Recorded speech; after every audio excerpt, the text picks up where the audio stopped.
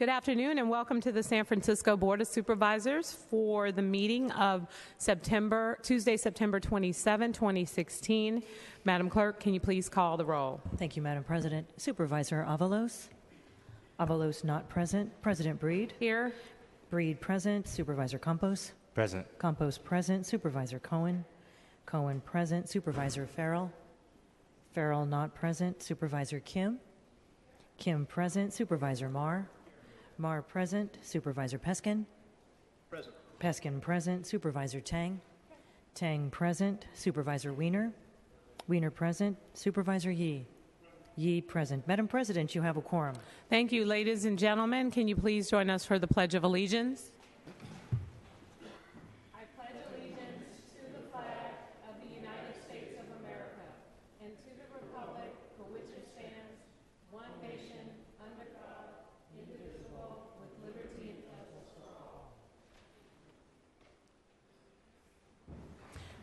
Thank you. Madam Clerk, are there any communications? I have none to report, Madam President. Colleagues, can we have a motion to excuse Supervisor Avalos? Motioned by Supervisor Campos, seconded by Supervisor Peskin. Colleagues, can we take that without objection?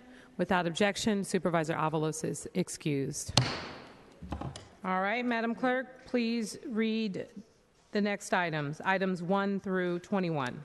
Items 1 through 21 comprise the consent agenda. These items are considered routine. If a member objects, an item may be removed and considered separately. Roll call vote. On items 1 through 21, Supervisor Breed. Aye. Breed, aye. Supervisor Campos. Aye. Campos, aye. Supervisor Cohen. Cohen, aye. Supervisor Farrell. Aye. Farrell, aye. Supervisor Kim. Kim, aye. Supervisor Marr. Aye. Marr, aye. Supervisor Peskin. Aye. Peskin, aye. Supervisor Tang. Tang, aye. Supervisor Wiener. Aye. Wiener, aye. Supervisor Yee. Aye. Yee, aye. There are 10 ayes. Okay, those items are passed on the first reading and adopted unanimously. Madam Clerk, next item. Item 22 is an ordinance to appropriate $77 million of proceeds from the General Obligation Housing Bond Series 2016F to the Mayor's Office of Housing and Community Development for public housing, low-income housing, investment in mission neighborhood and middle-income housing, and placing these funds on Comptroller's Reserve pending the sale of the bonds. Colleagues, can we take that item? Same house, same call. Without objection, the ordinance is finally passed unanimously. Next item, please. Item 23, ordinance to amend the administrative code to establish the San Francisco City College Enrollment Fee Assistance Fund. Same house, same call. Without objection, the ordinance is finally passed unanimously. Next item, please. Item 24 is an ordinance to amend the administrative code to require that prevailing wages be paid for work loading or unloading materials, goods, or products for special events and shows on city property and the driving of commercial vehicles for that purpose. Supervisor Wiener. Thank you, Madam President. Colleagues, today's legislation will help ensure that the people behind the scenes making our great outdoor events the successes that they are, the people who load and unload items from trucks such as tables and chairs, stages, lighting, and sound equipment are paid a fair living wage while doing that work. This Board of Supervisors has been consistent with its support for prevailing wage legislation, ensuring that work that is performed on city property and under city permit comes with a fair living wage that supports families and a decent quality of life. My office, and I want to thank Andres Power in my office for his yeoman's work on this complicated legislation. We've worked for nearly a year to craft this legislation, working with all of the stakeholders, including our city departments, as well as other parties. And I want to thank our city administrator, Recreation and Parks Department, MTA, the Port, and other departments for helpful feedback as we've developed this legislation. This legislation strikes the right balance between supporting our workers and ensuring that we're not causing an undue financial hardship on those smaller events on our city property, and we've done so by focusing on events with a higher level of production. Colleagues, this is important legislation, and I ask for your support. Thank you, Supervisor Wiener. Colleagues, can we take this item? Same house, same call. Without objection, the ordinance is passed unanimously on the first reading. Next item. Item 25 is an ordinance to waive the competitive process requirement of Administrative Code Section 2A.173 for a lease agreement between Amora International, Inc. and the city, and through the Airport Commission for an interim employee cafe at Airport Terminal 1. Supervisor Peskin? Thank you, Madam President. The Budget and Legislative Analyst brought up some interesting questions in his report. As a result, I've had a number of communications wherein I've received additional information from the airport as to the history of this non-competitive waiver, and in so doing have had some conversations with a representative from the airport, Ms. Widener, and as a result, maybe if we could ask Ms. Widener to come up, if that is okay, Madam President. Yes.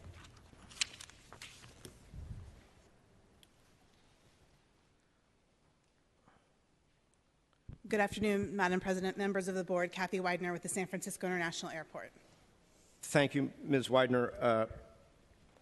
While I understand that it is just the waiver for competitive bidding that is before us, you and I discussed the fact that this lease has been in place and is now proposed, should this waiver be granted, as a 3-year lease with 2 one-year extensions, which to me as a policy matter really calls into question why we would be waiving the competitive bid process. And to that end, you and I discussed the possibility that perhaps you guys could, given the temporary nature of this facility, have it be a 3-year lease. And I think we further discussed that that would have to go back to your commission, which meets next Tuesday, October the 4th in the morning, and they could actually work out a 3-year lease, which would alleviate some of my concerns in this matter. Is that correct? That's correct. So, colleagues, I would make a motion that we continue this item for 1 week, and when we learn that indeed the Airport Commission has made this a 3-year flat lease, we can take the matter up again, and that would ameliorate some of my concerns about granting as a matter of policy, a waiver for competitive bidding. Okay, Supervisor Peskin has made a motion to continue this item 1 week to the meeting of October 4th, 2016. Is there a second? Seconded by Supervisor Kim. Supervisor Cohen. Supervisor Campos. Thank you. I'm happy to support the continuance, but I do have a question about why we have to waive the competitive bid requirement to begin with. Whether it's a 3-year term or some other term, why are we not going through a competitive bid process on this item? If I may, through the chair, to ask the airport. Yes, through the chair, Supervisor Campos, Kathy Widener with the San Francisco Airport. When this was first looked at, as you know, there have been a number of items before this board that have resulted from a lot of the changes that we're making with the Terminal 1 redevelopment project. It's a pretty complex project that involves building a temporary facility, tearing down the current facility, and then rebuilding a permanent facility. So when this was looked at, it was determined that we couldn't ensure a permanent space in Terminal 1 where the employee cafeteria is located for any longer than 3 years. And airport revenue development staff at that time did some surveying of the industry, and it just wasn't, 3 years was not long enough to be seen as a competitive opportunity. So that's why it's before you today, as it's the current operator that would be in place for 3 more years. And who made that determination, and how did you make that determination? The airport revenue development team, who puts together all of our leases and writes all of the RFPs that result in probably the 20 to 30 leases that come before this board every year, determined in talking to airport current operators and talking to other folks who had made bids on locations at the airport that there just didn't seem to be enough interest in such a temporary facility. Well, who do they talk to? Because if I'm the current operator and the airport asks me, do you think that we should go and do a competitive bid? Of course, I think I know what my answer is going to be, no. Right. Just have me stay in place. It wasn't the current operator. They talked to other operators who provide similar food and beverage services at the airport, and other folks who have been to pre-bid conferences on similar proposals. How many did they speak to? Who are they?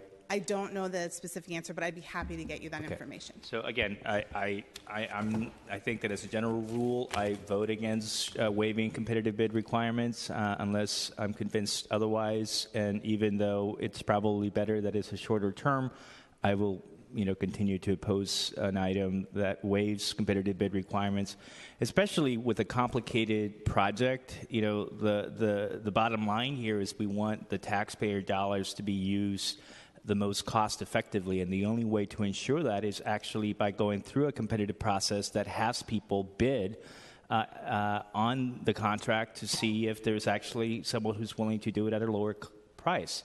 And that's still the reason why, as a matter of policy, we shouldn't do this. Thank you. Thank you, Supervisor Campos. Supervisor Cohen. Thank you very much. I think Supervisor Campos really kind of beat me to the punch. I share the same sentiments. I, too, when I looked at the agenda and did a little digging, have been uncomfortable with a competitive bid or that there was no competitive bid process initially for the 3-year term. I understand that you might have made a presentation in the Budget Committee, if I'm not mistaken, indicating that this is an employee cafe that is never gone out to bid. Is that correct? And the reason why it never goes out to bid is why? Through the chair, Supervisor Cohen, originally this was started as a pilot project, which traditionally would never be more than 12 months.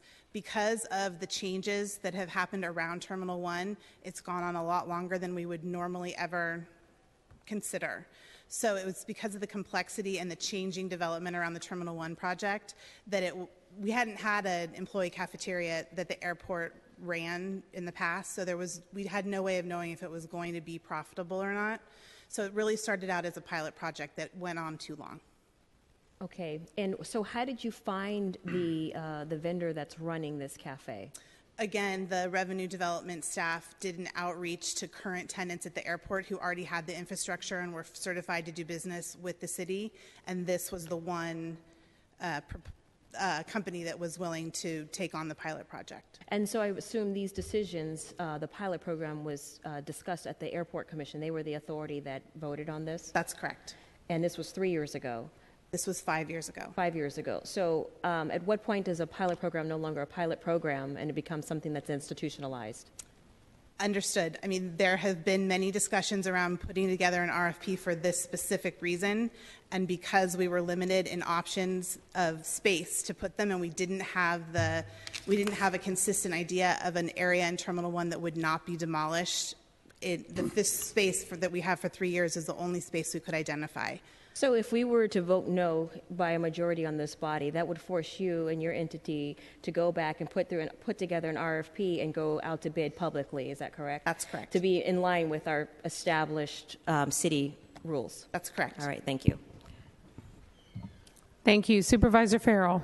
Thank you, President Breed. Colleagues, having chaired our budget committee and was there last week for the hearing on this item, I appreciate all the sentiment and concerns around this. I too, obviously, we don't want to do things without competitive bidding. I think it's important, though, in hearing the story last week, Ms. Weiner, could you talk about how, again, this is a temporary solution to when the new tower comes up and a permanent cafeteria is finally done for the employees, that the intent and that will be put out to bid, and this is, those of us who travel in and out of SSO, a incredibly changing construction environment, and this is the only way to continue to have an employee cafeteria or serving employees of the airport who can't afford the retail prices on a daily basis, not that anyone really can, and that's really the reason behind this.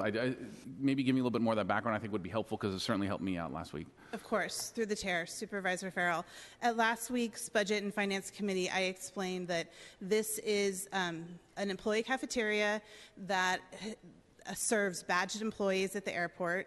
It's pre-security. We have a number of employees at the airport, whether it's airline crew, construction staff, airfield staff, that get 30-minute breaks for meals, which is not enough time to go off airport if they were looking for something a little less expensive than the airport pricing. And in addition, I explained that that the necessity to have this space and the cost of the airport to building it is necessary, even if we don't have a food and beverage component in that space. We would need to provide a break area with microwave, seating, things like that for folks who only have a half an hour break and don't want to purchase airport pricing food. I'm sorry, what was the second portion of your question? Mine was actually less a question more than just an opportunity for you to kind of explain how this is going to be is a very temporary solution to the permanent Terminal employee 2. cafeteria once all the crazy construction is finished off and no one else was willing to bid, and so therefore you did this so you can actually continue to offer this service to the employees that we want to protect and have a affordable chance to eat at the airport as they work. That's correct. Thank you. I lost my train of thought. There is a plan in place that is less fluid than the Terminal 1 complex. In Terminal 2, as you know, we are just about to open our new air traffic control tower, at which point we have 90 days to take down the old air traffic control tower, at which point that area, which is now office space, will be converted into space that is able to be rented, as well as a permanent location for the employee cafeteria, which will absolutely be subject to a competitive bid process. And that, just as a side note, the intention for that is to happen well before we would ever be in an opportunity to exercise the 2 one-year options to extend. Thank you, Supervisor Farrell. Supervisor Campos. Thank you. Just a quick question. I know that this company, Amura, is, I think, out of South San Francisco. I believe so. I know they have an off-airport location in South San Francisco. Have you approached any San Francisco company, restaurant, cafeteria about serving you for 3 years? In that list that I will provide you, I'm certain that there are San Francisco companies, because we have San Francisco companies at the airport currently doing business, and we do a lot of outreach to San Francisco companies, but I will get you that list. And what about companies that are not doing business at the airport but who might want to? Well, what about giving them an opportunity? Understood, and that was, I believe, the intention in reaching out to people who had come to pre-bid or pre-proposal conferences, but who had not bid on a lease at the airport before. I think this kind of proves the point. You know, it's like I think that there are places, companies in San Francisco that would be more than open and interested in pursuing this option, but they're not going to do it unless we actually give them that opportunity. And that's the point here. Thank you. Thank you, Supervisor. Peskin had made a motion to continue. It was seconded. Madam Clerk, on the motion to continue to the meeting of October 4th, 2016, can you please call the roll? Supervisor Breed. Aye. Breed, aye. Supervisor Campos. Aye. Campos, aye. Supervisor Cohen. Cohen, aye. Supervisor Farrell. Aye. Farrell, aye. Supervisor Kim. Kim, aye. Supervisor Marr. Aye. Marr, aye. Supervisor Peskin. Aye. Peskin, aye. Supervisor Tang. Aye. Tang, aye. Supervisor Wiener. Aye. Wiener, aye. Supervisor Yee. Aye. Yee, aye. There are 10 ayes. Okay, this item will be continued to the meeting of October 4th, 2016. Madam Clerk, please call the next item. Item 26 is a resolution to retroactively authorize the Recreation and Park Department to accept and expend a development and programming grant from the San Francisco Parks Alliance for fiscal years 2014-15 that together are valued at approximately $84,000. Supervisor Peskin. Thank you, Madam President. I know that Supervisor Avalos, before he had to leave for a family emergency, expressed to me that he had some concerns about the retroactivity of this particular item, which I share, so I thought I would express them. Obviously, this is a small item. I don't want to hold it up, but in the old days, we used to get tons of these retroactive items. I've been very pleased in the last 10 months since I've been back that I see very few of them, so I wanted to know if there is staff here who can give us a compelling story as to why it's retroactive, albeit I appreciate the largesse of the donor in the amount of $84,202, but why, to the Rec and Park Department, is this being done after the fact? Ms. Whedon, is there someone here from the Rec and Park Department? Mrs. Elliott. Supervisors, through the President to Supervisor Peskin, that question is into Rec Park staff. I don't believe they have a member of the department present right now, but they are tracking down that answer as we speak. Or perhaps the author may know. Supervisor Farrell, Supervisor Peskin, we can either wait for a member of the Rec and Park staff and vote on this at a later time in the agenda, if you'd like to do that. All right, Madam Clerk, please call item number 27. Item 27 is a resolution to authorize the General Manager of the San Francisco Public Utilities Commission to execute Amendment Number 4 to the Engineering Project Design Services Agreement for the Water System Improvement Program funded projects with Kennedy Jenks Consultants through December 6, 2019, for a total amount not to exceed $18.5 million. Can we take this item, same house, same call? Without objection, the resolution is adopted unanimously. Next item, please. Item 28 is an ordinance to amend the Administrative Code to prohibit city-funded travel to states that have enacted laws after June 26, 2015, reversing anti-discrimination protections or that permit discrimination against LGBT individuals, and to prohibit city contracting with companies headquartered in states that have enacted such laws or where work on the contract would be performed in such states. Supervisor Weiner. I thank you very much, Madam President. Colleagues, today before us is legislation that will make San Francisco the first city in the country to ban city contracting and spending in states that adopt anti-LGBT hate laws. This legislation will once again put San Francisco on the cutting edge of advocating for full equality and acceptance of our diverse LGBT community. Colleagues, as you know, we have achieved some huge victories, particularly around marriage equality in recent years for our community, and now we are seeing the reaction against those victories, including passage of laws, for example, enabling local businesses to discriminate against LGBT people, or in the case of North Carolina, a law that bans all state or local LGBT civil rights protections and also requires people to use the restroom of the gender assigned to them at birth as opposed to their gender identity. These laws are despicable. They are out of a different, uglier era in this country when we used to, in the United States, have many, many laws discriminating against residents of this country, and we have to take a firm stand against these laws. After some of these laws were passed, Mayor Lee issued an executive order banning travel to these states with only limited exceptions. I fully support that ban. This legislation codifies the travel ban and expands the ban also to include spending in and contracting with companies in these states.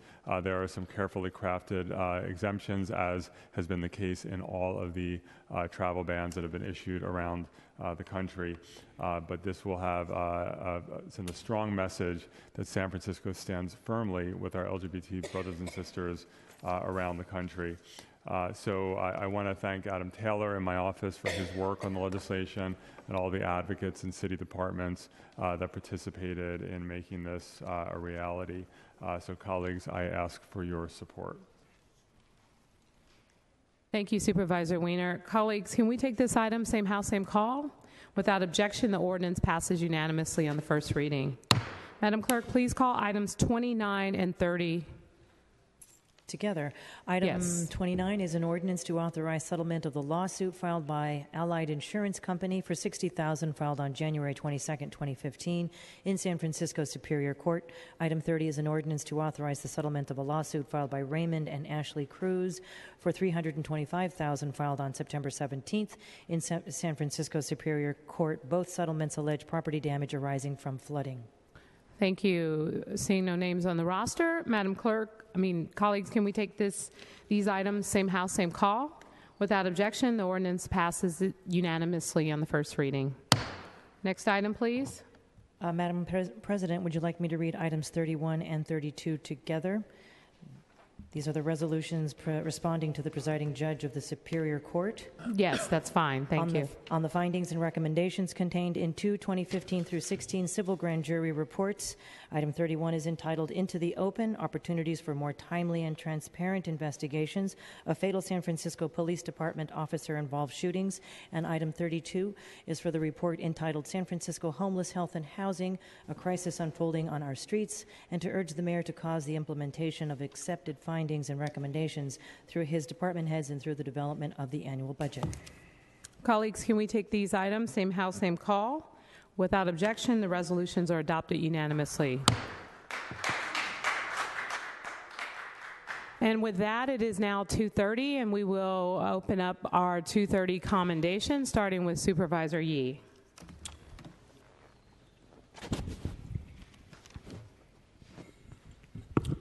Thank you, President Brady. Colleagues, today I want to raise awareness of a sobering, very yet pressing issue that may have already touched many lives in this room, that of loved ones who have attempted or committed suicide.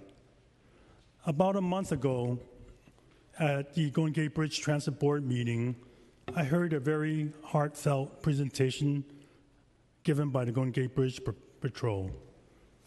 Because of that, several of us decided that we would present this proclamation to the team that's impacting many, many lives. September 2016 is the National Suicide Prevention Awareness Month, and today I want to honor a group of individuals who act with quiet courage and compassion every day and whose work often goes unrecognized in preventing suicides. The Golden Gate Bridge Patrol, together with the Bridge Roadway Service Team, the Bridge Iron Workers, and the California Highway Patrol, and the U.S. Coast Guard. In particular, a group of 32 Golden Gate Bridge Patrol officers, led by Captain Lisa Liccardi, are usually the first responders when they receive a call that a person appears to be or is attempting suicide on the bridge. These 32 officers walk and bike the bridge every day looking for individuals who show signs of contemplating suicide and engaging with them before they try to climb over the rails. As many of you know, the Golden Gate Bridge, while a beautiful icon and tourist destination in our city, it is also tragically one of the most popular choices in the world to commit suicide. As Captain Liccardi would likely tell you, the individuals seeking to end their life on the bridge come from all ages and backgrounds. But one point to note is that 75% of these individuals who decide to commit suicide are from San Francisco. Individuals seeking to end their lives are turning younger and younger. Recently, there was someone who was only 16 years old who committed suicide. Each of these individuals is unique and has their own story.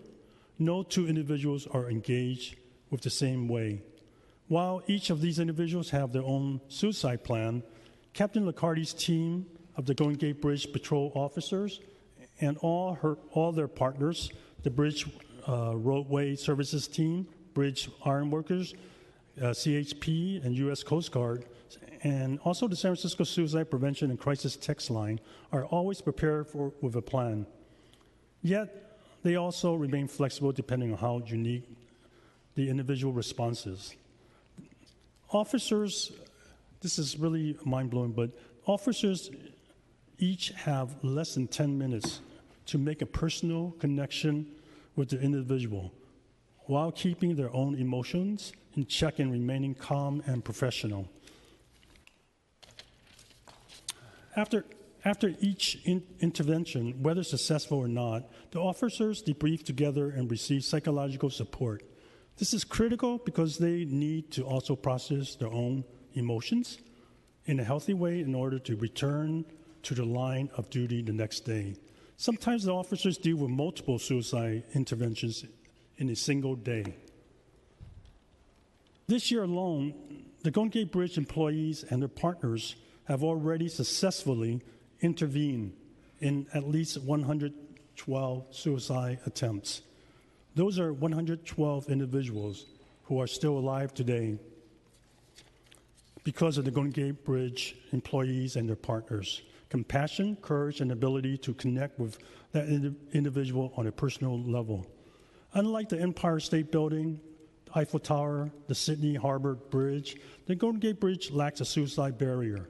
In 2006, the Golden Gate Bridge Board proposed installing a safety net to prevent people from taking their lives.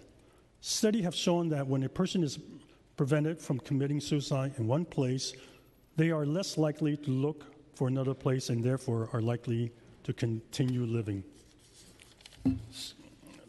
So basically, we hope to work together to do whatever we can to end tragic suicides from happening at the Golden Gate Bridge and continue to seek ways to support our unrecognized heroes. The Golden Gate Bridge Bridge Patrol, the Bridge Service Team, the Bridge Iron Workers, and partners like CHP and the U.S. Coast Guard.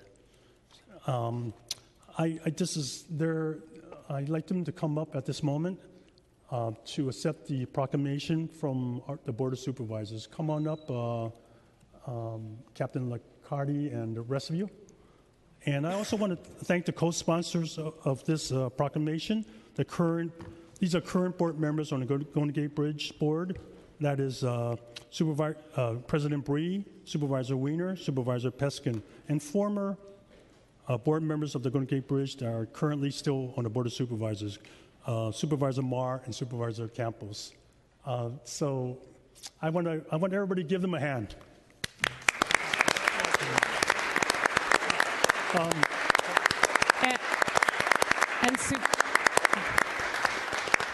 So before you make your comments, there are other supervisors that would like to make some comments also. And so if you can indulge a few more minutes. Thank you, Supervisor Yee. And I know that there are a number of members of the board, and I want to call them in order. Supervisor Marr. Yeah, thank you to Supervisor Yee, General Manager Dennis Mulligan, Captain Vicardi. I did want to say that, the work that you do every day is so amazing and almost never acknowledged, but I wanted to thank you as well. When I was on the bridge board with Supervisor Campos, we would hear the horrifying stories of teenagers or moms and dads of teenagers, but I know funding was always an issue, and I want to thank Assemblyman Tom Amiano and others for really focusing on the issue, and my hope is that the project can move forward with a reasonable price tag, which I know is of special concern for the Bridge District. But I also wanted to say, too, that just hearing the stories over and over again over the years, I'm glad that Supervisor Yee and the other Bridge Board members, including President Dick Grosball and others, are really moving this forward finally. It's long awaited, and the families that have been speaking out for many years, I'm hoping that they're involved with the process and appreciative of the hard work of the Bridge District. And thanks to Supervisor Yee for bringing this forward today as a accommodation. Thank you, Supervisor Marr. Supervisor Campos. Thank you very much, Madam President. I also want to thank Supervisor Yee for honoring the captain and her amazing team. They have definitely saved a great many lives, and I am eternally grateful for what they have done. I don't think that we can thank you enough. One of the hardest things that I dealt with as a member of that body was hearing the testimony from family members who had lost someone to suicide. And I have a lot of respect for the agency, but I think it's important to be very clear that if I could give an award for the opposite of not doing your job, I would probably do that today to the administration and the board of directors of this agency, which has truly failed the people of the Bay Area. How many years has it been since we were supposed to have this built? And I actually think it's a disservice to the work you do, that you're doing everything you're supposed to, that you're doing everything right, and yet, as the examiner reports today, we have yet another delay, a third delay this year alone, in the issuing of a bid. That was supposed to happen October of this year, and it's probably not going to happen until January of next year. And I just think it's sad because there is no excuse for it. As a member of the MTC, I voted for the MTC to give the Golden Gate Bridge Board of Directors money so that they could build this suicide barrier. It turns out that it's going to be twice as expensive. I don't know what exactly is happening, but it really is sad and it's shameful because what it means is that we are going to have more people die who shouldn't be dying. So I am proud of the work you do, and I salute you, but I think it's sad that as you're doing that heroic work, the administration of this agency is not doing its job. Thank you. Thank you, Supervisor Campos. Supervisor Weiner. Thank you, Madam President. I also just want to commend the staff who every day save people's lives. It is, as a member of the Golden Gate Bridge Board of Directors, formerly a colleague with Supervisor Campos for the many years that he was on the Golden Gate Bridge Board of Directors as well. We all sat through, and we sit through it every week, the absolutely heartbreaking testimony of typically the parents of young people who have taken their lives on the bridge, and it is so difficult to listen to it, but so important to hear that every week, to remind ourselves that we have to get this done. And it's been a difficult process that has taken decades, and the politics have shifted in a positive way. It used to be a much more divisive issue in the region, and I think we have strong support for it. We now have to get past the cost challenges that we've encountered. I know we're going to do that. We're going to get it built. But until we do, we rely on you to save people's lives, and I know you'll continue to do that, and it's just heroic work. So thank you for what you do.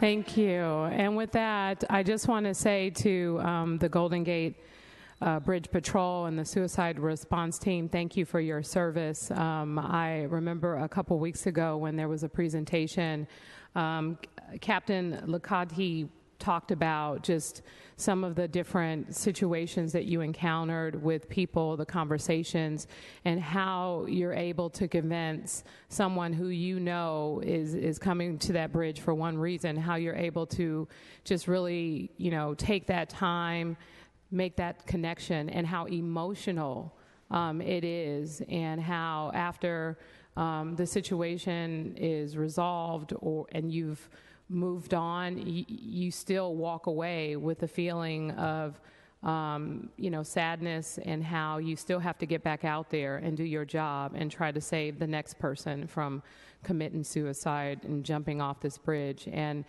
just the families, the people who come and testify time and time again at the Golden Gate Bridge Board. As someone who sits closest to public comment as a member of the Golden Gate Bridge Board, I feel the emotion, I see the pain in their eyes, and, I know that, many of the members of the board and the folks here today who work hard every single day to save lives, that you want us to push forward and get this done sooner rather than later, because it will help make a huge difference and save lives. And so I just want to commend you for your service. I know it's hard. I know you have to also take care of yourselves and get out there every single day and wear your heart on your sleeve when you are trying to save lives. And I just want to thank you for your hard work, for showing up to work every single day and committing your lives to saving other lives. It makes a real difference, and this award is really about that hard work and making sure that you know that it's not going unnoticed. So thank you and congratulations, and thank you for your service. And with that, Supervisor Yee, we'll turn it back over to you. And Captain, if you want an opportunity to make any comments, the floor is yours. I just wanted to say, Madam President, members of the board, thank you very much for the recognition, but I want you to know that I am absolutely accepting this on behalf of all the employees of the Golden Gate Bridge District that are involved in suicide intervention, and all the employees of our sister agencies, the California Highway Patrol and the United States Coast Guard. We all work together on this project, and we're all committed to successful interventions. And I just want to say thank you to California Highway Patrol and the United States Coast Guard. Thank you, and congratulations.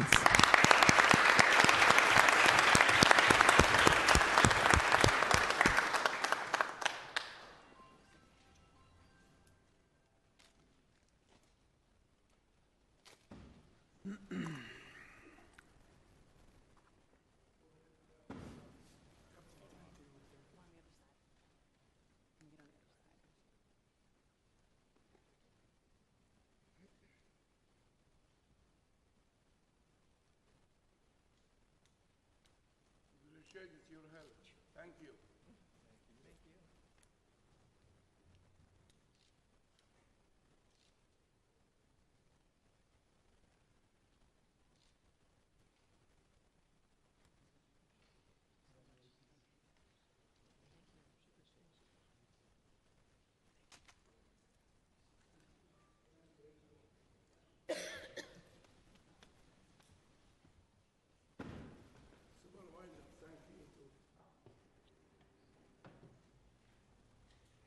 Okay, next up, we have two more commendations. And next up, Supervisor Scott Weiner.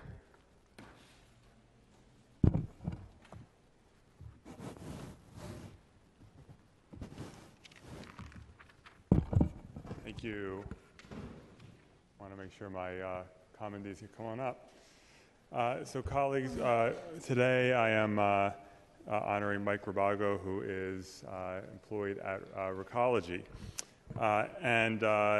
Colleagues, as I think you'll agree, typically when we are hearing from constituents about Recology, it's a complaint. It's that the trucks are coming too early, or that they're too noisy, or something like that. And we're always work with Recology to try to respond to constituent needs. But recently, I had something completely different happen. I had some constituents on Collingwood Street in the Castro come forward and say, the guy who collects our garbage and our recycling is exceptionally good and is wonderful, and you should recognize and honor him. And we talked to them, and we agreed. And so I'm honoring Mike today. Mike has worked at Recology for 28 years.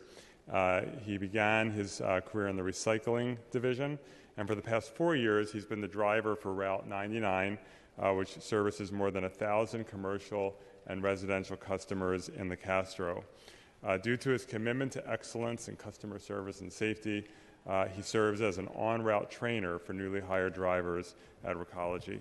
The Castro is not an easy neighborhood to keep clean. There is a lot going on in the Castro. Enormous numbers of people pass through this neighborhood every day, every day, all night, throughout the night. And there's a lot of work that goes into trying to keep the neighborhood clean.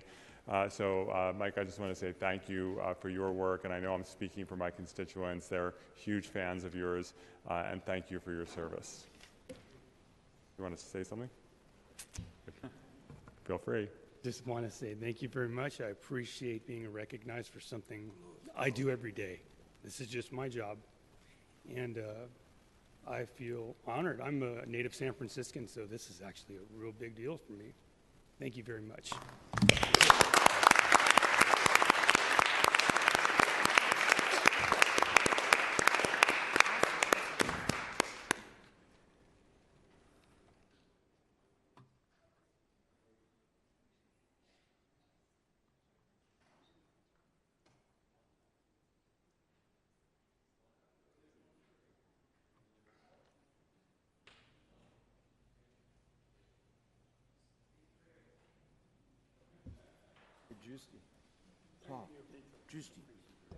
Thank you and congratulations. Okay, with that, I'd like to recognize Supervisor Eric Marr for our last commendation of today.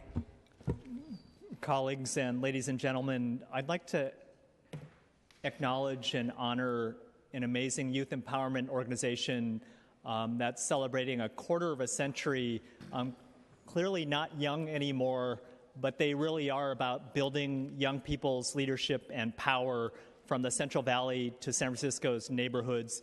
And I'd like to ask if Patty Barahona, Estelle Davis, Mariah Cochran, Anastasia Milanin, and Erica Cespedes could come forward from the Youth Leadership Institute, again, that's celebrating 25 years of amazing work.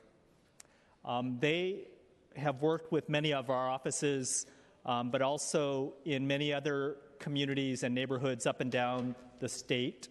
I wanted to say that the model that they represent, and then they had a great celebration of 25 years at the South of Market Soma Arts last week, and I think it was an example of the young people educating the rest of us about the work and the vision that they have for their own neighborhoods. The model of youth-led, action-based research leading to advocacy and education with policymakers like Sophie Maxwell over like 14 years ago to deal with alcohol density in our city and spreading to other cities as well.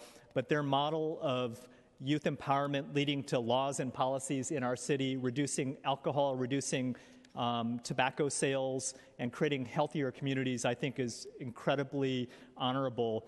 The empowerment work, though, I know firsthand from the Tobacco Use Reduction Force that visited our offices, God, that must have been 5 or 6 years ago, leading to San Francisco's what I would call a revolutionary health equity policy that will cut down the number of tobacco permits in half over 10 years.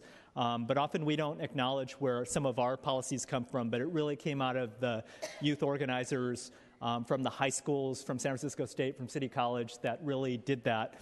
And a lot have gone on to do even more important work in their careers. I also wanted to say our Healthy Corner Store, Healthy Retail SF, which we doubled the budget this past year, the Tobacco Sales Reduction Act, the Electronic Cigarettes or e-cigarettes ordinance, strengthening policies on reducing traditional alcohol retailers, especially keeping the chain stores and the fast food companies from getting alcohol permits. But all of their work is about youth empowerment and youth-led in creating laws and policies. I also wanted to say that their focus on equity and social justice in neighborhoods to me is so important. When I talked to young people from Fresno and they told me about their lives, the environment they live in, and how they're trying to transform it, really showed me how Bayview Hunters Point to the Fillmore to Tenderloin, Chinatown, and even the West Side, the Richmond and the Sunset, it's about transformation of communities to healthier communities, transformation of our neighborhoods to healthier communities. Lastly, I just wanted to say that for 25 years of work and the incredible empowerment of young people and low-income neighborhoods, I just wanted to ask my colleagues and the audience to help give some applause and respect to the Youth Leadership Institute. Thank you. Patty and others? We just want to thank you on behalf of the Youth Leadership Institute for doing the work in partnership with us. I know that so many young people visit you all and get to sit alongside you in creating policies that affect their lives every day. So on behalf of the Youth Leadership Institute, thank you so much for the time that you make for young folks. Thanks.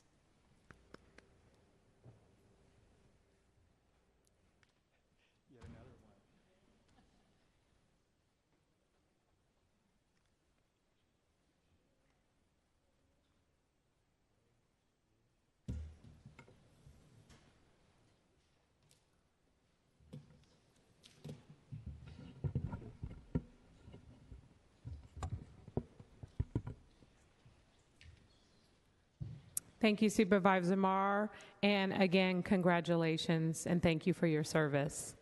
And with that, colleagues, we will return to our agenda and go back to item number 26.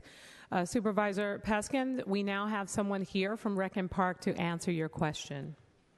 Supervisor Peskin, you want to maybe ask it again? Sure. Through President Breed to Ms. Petruccioni, I'm sorry for dragging it down here, but can you give us a good story as to why this $84,000 accept and expend is retroactive? Supervisor Peskin, through the chair. This accept and expend is one that we do annually, and it is accepting an in-kind donation from the San Francisco Parks Alliance. It is retroactive because these in-kind donations occur over the course of a fiscal year in generally fairly small dollar amounts, a few $1,000s. And so we have historically waited until the end of a fiscal year, then waited for the San Francisco Parks Alliance to have audited financials. They send us what the actual expenditures were, and then we put together the accept and expend resolution. Generally, we get audited financials from them sometime around November. And I must say that the accept and expend process can take several months, 3 to 4 months. I acknowledge that the retroactivity is not ideal, and in fact, we are looking at simply doing a blanket accept and expend at the beginning of the fiscal year. I don't love that idea. The OCD in me really would like to tie our actual gift receipt to the accept and expend, but I can see that it would be cleaner to do it that way. Thank you, Ms. Petruccioni. I very much appreciate that very straightforward answer. And with that, I'm prepared to vote on the matter in the affirmative. Okay. Don't we wish it was always that easy? Madam Clerk? If everybody was Ms. Petruccioni. If only. Madam Clerk, can you please call the roll on the item? On item 26, Supervisor Breed? Aye. Breed, aye. Supervisor Campos? Campos, aye. Supervisor Cohen? Aye. Cohen, aye. Supervisor Farrell? Aye. Farrell, aye. Supervisor Kim? Aye. Kim, aye. Supervisor Marr? Marr, aye. Supervisor Peskin? Aye. Peskin, aye. Supervisor Tang? Aye. Tang, aye. Supervisor Wiener? Wiener, aye. Supervisor Yee? Aye. Yee, aye. There are 10 ayes. Okay, the resolution is adopted unanimously. Madam Clerk, let's go to item number 33. Item 33 is an ordinance to amend the planning code to require inclusion in the housing balance report data about the withdrawal of housing units from the rental market by all means, including owner move-ins, and affirming the planning department CEQA determination and making the required findings. Thank you. Supervisor Kim. Thank you. This is just a quick fix to an ordinance that we introduced a year and a half ago to our housing balance report. It just clarifies that we also would like the planning department to count owner move-ins as part of loss of rental house stocking and affordable housing as we build and as we lose, as a better way of quantifying these numbers. The planning department has been including these numbers, but we did want to clarify that in the language to make sure that it was in the ordinance. Thank you. And that was a great change, Supervisor Kim. Thank you so much. And with that, colleagues, can we take this item, same house, same call? Without objection, the ordinance is passed unanimously on the first reading. Item number 34. Item 34 is a resolution to urge the San Francisco Public Utilities Commission to provide enhanced public access to existing roads and trails in the Peninsula watershed lands consistent with the goals of protecting the water supply and the environmental quality of the area.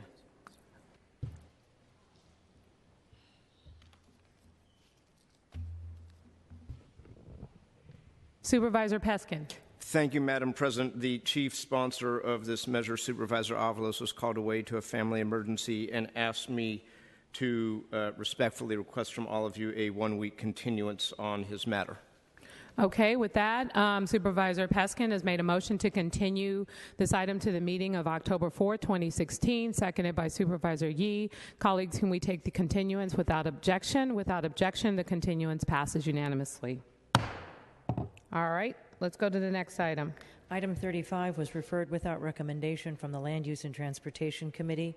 It's an ordinance to amend the planning code by revising the zoning map to rezone all lot numbers listed from their current designation as residential house, one family RH1 to residential house, one family detached dwellings RH1D, revising the zoning map to rezone from its current designation as public to RH1D, and to amend the planning code to exempt the above blocks and lots from the requirements for accessory dwelling units in RH1D zoning districts, and to affirm the planning department's CEQA determination and make the appropriate findings. Supervisor Yee. Thank you, President Breed. Midtown Terrace is a residential community in District 7. They came to me over a year ago to discuss the inaccurate zoning of their neighborhood. And so Midtown Terrace currently is zoned RH1. However, the homes are clearly all detached and fit the characteristics of a traditional RH1D neighborhood. We encourage the Homeowners Association to conduct comprehensive outreach to ensure that this zoning correction would be agreeable to the residents and the property owners.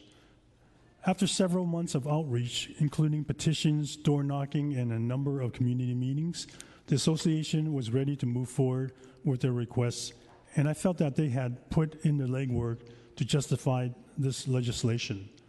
The legislation was supported by the Planning Department staff and the Planning Commission unanimously. However, at last Monday's Land Use Committee meeting, Supervisor Wiener offered an amendment to make Midtown Terrace exempt from the current requirements we have on accessory dwelling units, which do not allow them on RH1D zone areas. This amendment would essentially make Midtown Terrace the only RH1D district that would be part of the local accessory dwelling unit program. While the concern regarding accessory dwelling units is appreciated, Midtown Terrace was not consulted about this amendment, and in the past 6 days could not conduct the level of outreach that would allow for robust discussion. I actually even went to their annual picnic on Sunday and tried to have a dialogue with residents, but I realized the issue was somewhat complicated to be discussing in a picnic with people, so I didn't get too far with them. Then additionally, the Western Twin Peaks Central Council, which represent the many neighborhood associations in my district, including Midtown Terrace, also feel uncomfortable with such an amendment that would undermine the work of our community. I believe the discussion about accessory dwelling units in RH1Ds require much outreach and evaluation. This is not the issue that should be before us today. Midtown Terrace simply wanted to correct the planning code to reflect what is currently there. They did not ask to be a part of this larger policy discussion.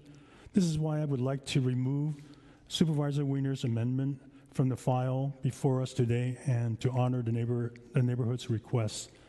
That would be deleting on page 1, line 13, which reads, amending the planning code to exempt the above blocks and lots from the requirements of the accessory dwelling units in RH1D zoning districts. So that's what I would ask to amend now. Second. Second, okay, so Supervisor Yee has made a motion to amend. Supervisor Campos has made a second. Mr. Gibner, can you explain the amendment? And also, I just wanted to make sure I understood what Supervisor Yee was proposing.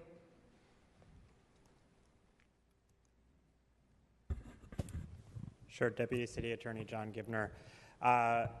At last week's land use meeting, Supervisor Wiener proposed an amendment that would provide that the rezoned area under Supervisor Yee's ordinance would continue to be covered by the accessory dwelling unit ordinance that the board adopted earlier this year. So basically it would provide that even though this property will be rezoned as RH1D, it will still be covered by the city's accessory dwelling unit program that the board recently adopted. So that required an amendment to a planning code section that's reflected in the document that's before the board today. Supervisor Yee is now proposing to remove Supervisor Wiener's amendment so that the buildings in Midtown Terrace will not be subject to the city accessory dwelling unit program. Okay, thank you. Supervisor Wiener. Thank you very much, Madam President. I do not support this amendment for the same reasons that I offered this amendment. And just to explain by way of background, when we adopted the citywide in-law unit legislation, we exempted out RH1D neighborhoods, and I supported that. and it is a very limited number of neighborhoods, and that's the exemption that we put in. Midtown Terrace is now requesting to be rezoned. And Midtown Terrace, to be very clear, today, because it is an RH1 neighborhood, today, someone can pull a permit in Midtown Terrace to add an in-law unit today. Midtown Terrace is asking to be rezoned as RH1D, and the arguments that they've made based on the hearing emails are that they want to protect their side yards, so it's not to fill in the side yards. And that is fundamentally what they're asking for. But if we simply rezone them to RH1D, it will also ban in-law units from being added in this neighborhood under our city ordinance.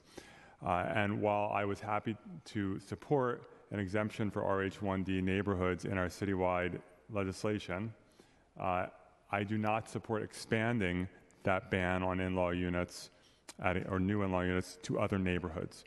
And so we have an opportunity here, and with the amendment that I added in committee, we I think, have charted a good course to say we will honor the wishes of this neighborhood to protect their side yards, which is what they are asking for, what their emails talk about, what they talked about when they came and testified in committee, while also not banning new in-law units in this neighborhood. I think it makes all the sense in the world not to be expanding to new neighborhoods restrictions on in-law units. And that's why I offered the amendment in committee and why I continue to stand by the amendment today. By the amendment today. Thank you. Thank you. Supervisor Campos. Thank you, Madam President. I'm going to defer to the district supervisor here. I'm not sure that I would necessarily do something like this in my district, but I think that there's a process that was followed. The district supervisor was key in that process and understands the expectations. And, you know, different neighborhoods and districts ask for different things. A neighborhood at some point, Supervisor Wiener's neighborhood, wanted to ban monster homes. And that was their prerogative. It made sense for them. But I think that consistency is important here. So consistent with the fact that I supported that request by Supervisor Wiener, I'm going to support this request by Supervisor Yee. Thank you. Thank you, Supervisor Campos. Supervisor Cohen. Thank you very much, Madam President. I, too, have struggled with this particular one in the Land Use Committee, and I see the point that Supervisor Wiener is making. I think he makes a very strong, compelling argument. And despite my previous opposition to carving out RH1D in districts out of the ADU program, I'm going to have to also defer to the sitting supervisor. We've heard a lot of testimony in committee and also emails and people stopping by my office really raising their concerns. So I'm going to show some deference to Supervisor Yee as this is, I believe, a district matter and the residents don't support this amendment. Thank you. Thank you, Supervisor Cohen. Supervisor Wiener. Thank you very much. I completely appreciate Supervisor Campos' point about showing a degree of deference to district supervisors. I will note that Supervisor Campos has repeatedly voted against proposals that I've made limited to my own district. I could tick them off here. I've ticked them off before. I won't waste your time on that. But over and over again, Supervisor Campos has voted against me in my district. And you know what? I've never criticized him for it because as members of the Board of Supervisors, we all have a responsibility to make up our minds about what is good policy. And so everyone has a right to do that. Supervisor Cohen has lost a vote in her own district at this Board of Supervisors. Supervisor Farrell, that I recall, has lost 2 votes in his district in this Board of Supervisors. And that's because we all decide what is good policy, whether it's housing for emancipated foster youth or homeless facilities, or in my district when we had a particular development on Valencia Street that was up. People made up their own minds and voted as they will. In this, and I have deferred to Supervisor Yee at times in his district, but when you talk about the rezoning of a neighborhood, that's something that I personally think that we all need to make up our own minds on. And I think downzoning to eliminate an existing right to add in-law units is the wrong direction. And again, when we all received many emails about this, very thoughtful emails from neighbors explaining why they supported this legislation, and a number of neighbors showed up at the Land Use Committee meeting and very articulately laid out why the legislation was important to them. And it wasn't about in-law units. They didn't put this forward because they wanted to get rid of in-law units. In fact, some of them said exactly the opposite, that they don't have an issue with in-law units. They said they want to protect their side yards. And so what I'm proposing is a way where we can protect their side yards, but not scale back the number of neighborhoods where you can currently put an in-law unit in. Thank you, Supervisor Weiner. Supervisor Peskin. Thank you, Madam President. As Supervisor Weiner correctly says, we can all vote the way we want to vote, and we should make it about policy. So let's talk about the policy, because we had a robust policy conversation in these chambers and in the Land Use Committee over two competing, both well-meaning pieces of public policy relating to making accessory dwelling units the law in all 11 of our supervisorial districts. Ultimately, as you all remember, those two pieces of legislation were combined into one consensual piece of legislation that we passed, I believe, on a 10-to-1 vote, if my memory serves, with Supervisor Yee in the dissent. And the irony, as I pointed out in committee, is that the version of the legislation that I introduced, which ultimately did not survive, is precisely what Supervisor Weiner is advocating today, which was that in RH1D, the local ADU provisions would not apply, but the state ADU provisions would apply, and they, of course, would still apply in the case of Midtown Terrace, because it is state law that preempts local law that allows ADUs, albeit it is not oft, if ever, yet used in the city and county of San Francisco, that state law provision. But what is ironic about this is that, with all respect, Supervisor Weiner actually was a co-sponsor of the piece of legislation that exempted RH1D from our local ADU policy. So it's kind of hard to have it both ways.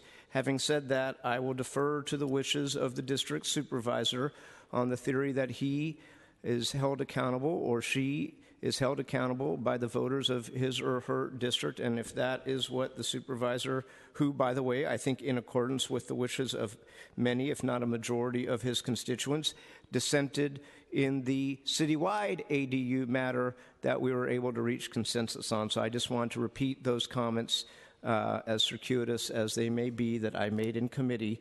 You can't have it both ways. Thank you. Supervisor Yee. So, once again, we're sort of caught in a discussion where the timing of things weren't the best timing. The process that I took with Midtown Terrace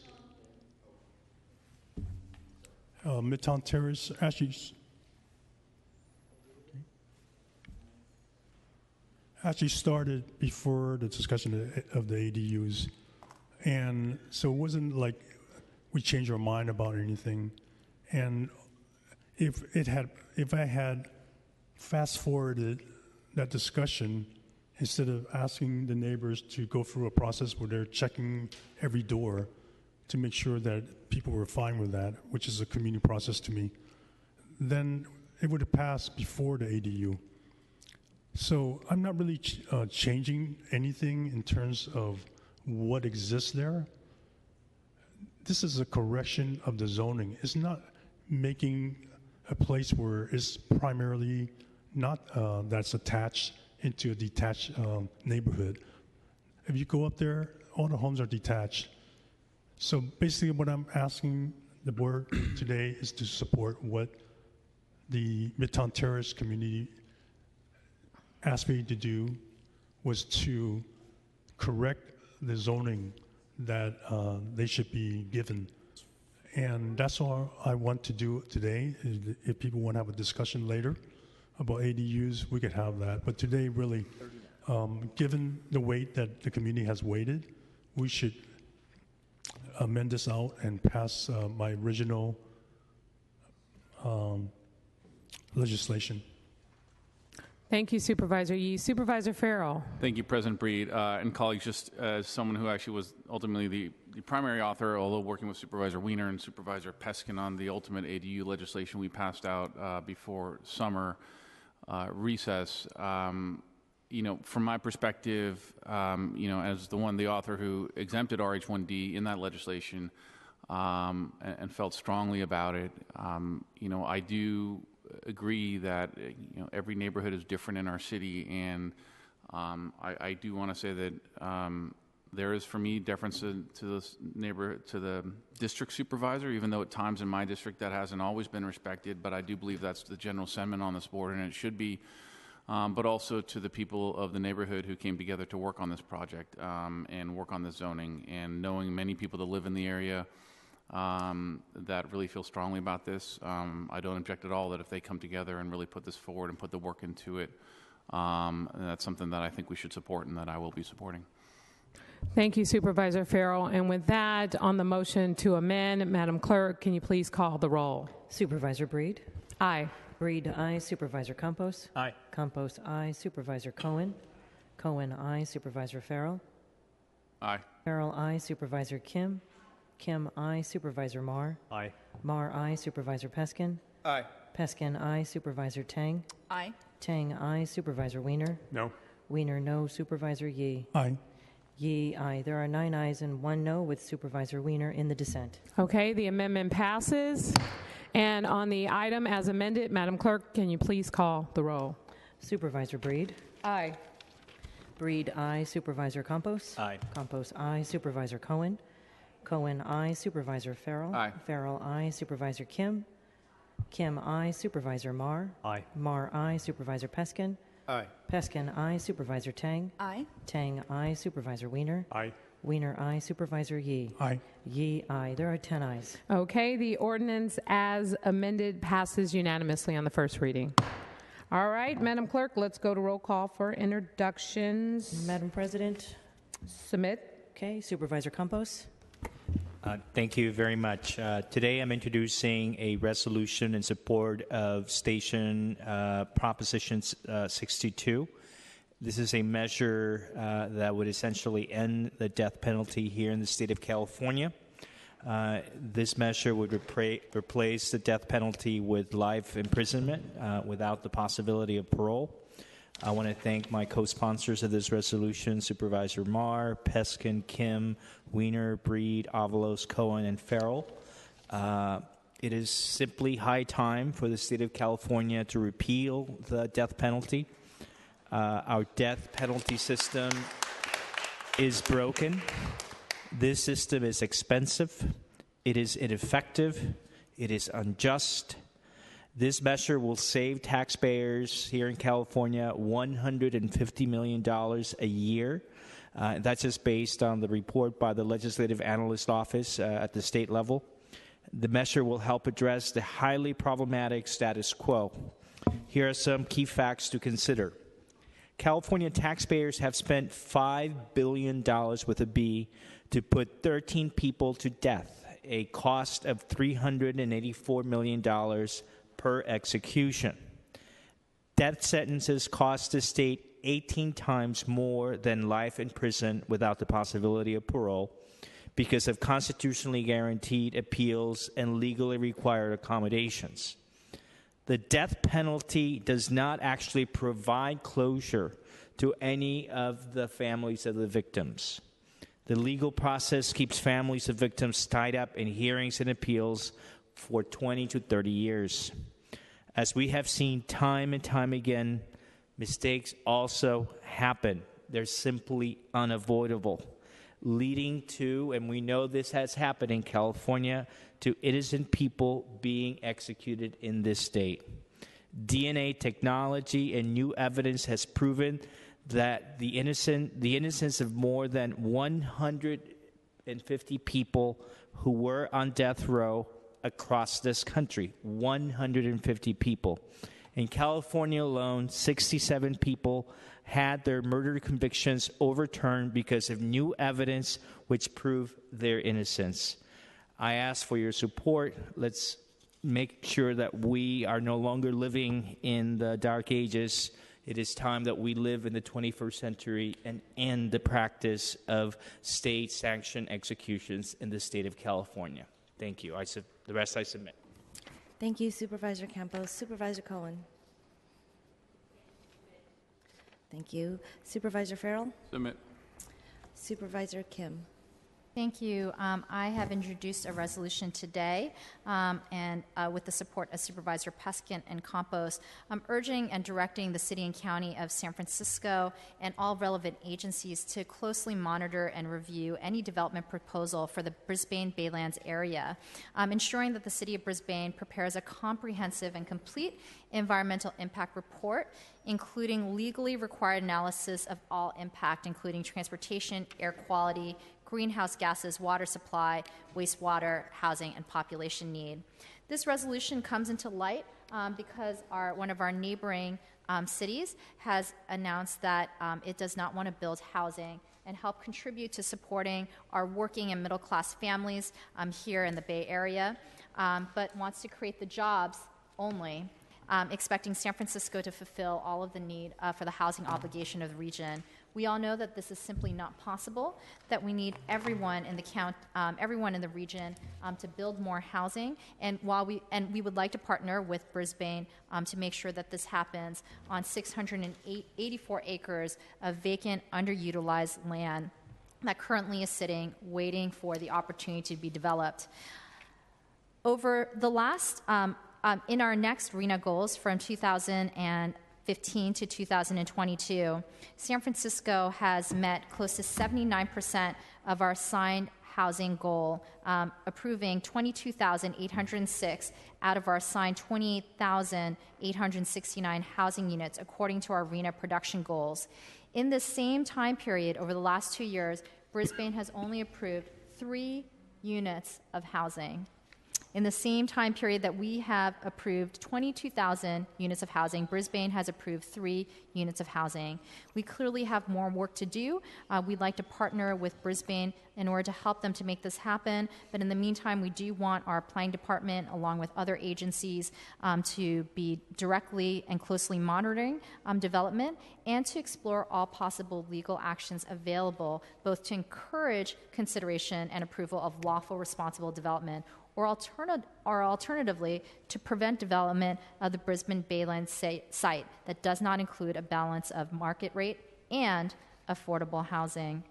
Also wanted to add my concurring thoughts to Supervisor David Campos's resolution supporting Proposition 62. This is a tool that the state of California has not utilized in over a decade. We have handed down a good number of death sentences last year, 14 out of the 50 total that were handed down across the country, and yet we have not been able to actually utilize this tool in our criminal justice system. Far beyond the racial disparity that we have seen amongst death penalty sentencings throughout the country, we're now also seeing a geographic inequity of the death penalty being utilized for the same crimes in different counties.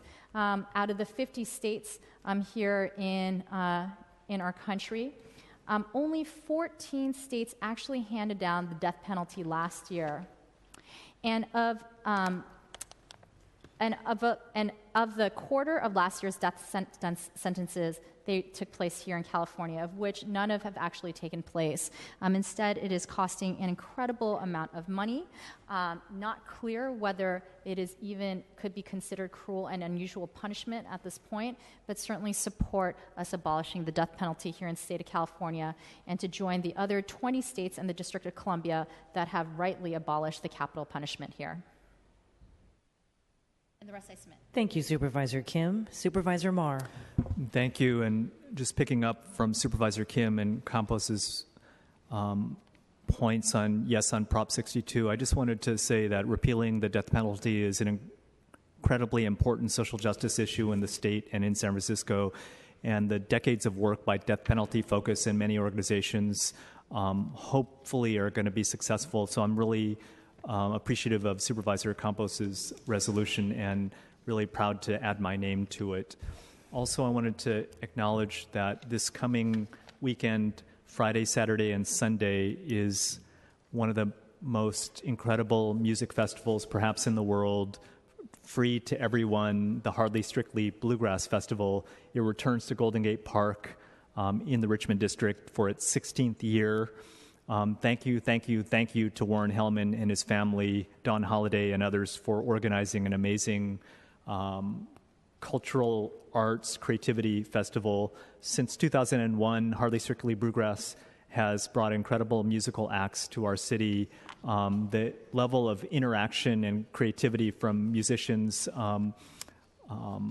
really engaging each other with all kinds of forms of music is really exciting. This year features not only the standard bluegrass legends like Emmylou Harris and Steve Earle and so many others, Roseanne Cash and others, but it also brings back memories of 80s and 90s and other artists of different eras. Cyndi Lauper, Sacramento's Cake, Chris Isaak, independent indie heroes like M. Ward, Connor Oberst. Also, I just wanted to list a couple of my favorites that I'm going to be out there seeing. Jonathan Richman, John Doe, Winona Judd, also Buffy St. Marie, Chris Christopherson, Dropkick Murphys, Boz Scaggs, and so many others. Traditional musicians like Mavis Staples to Yola Tango acoustic, but an amazing range of performers, and I hope everyone comes out to the festival. But for the residents that bear the impacts of the festival in the Richmond and the Sunset and areas around Stanyon in the Haight, I'll just repeat that if you park on the street, if anyone's coming to the festival, please respect our neighborhoods. Don't block driveways. Parking in the neighborhoods surrounding Golden Gate Park is extremely limited, and the organizers and my office and others are highly encouraging public transportation, bicycling, and the bicycle parking is really easy to use. Also, walking instead of driving is really important. Also, we're asking people to clean up for themselves, to respect the anti-smoking policies in our recreation and parks venues, and to really keep noise levels down in respect of the neighborhoods. There is a hotline that is available if people have questions, complaints, or input. The hotline is 415-650-3080. That's 650-3080. Also, Muni service is extended and extra buses and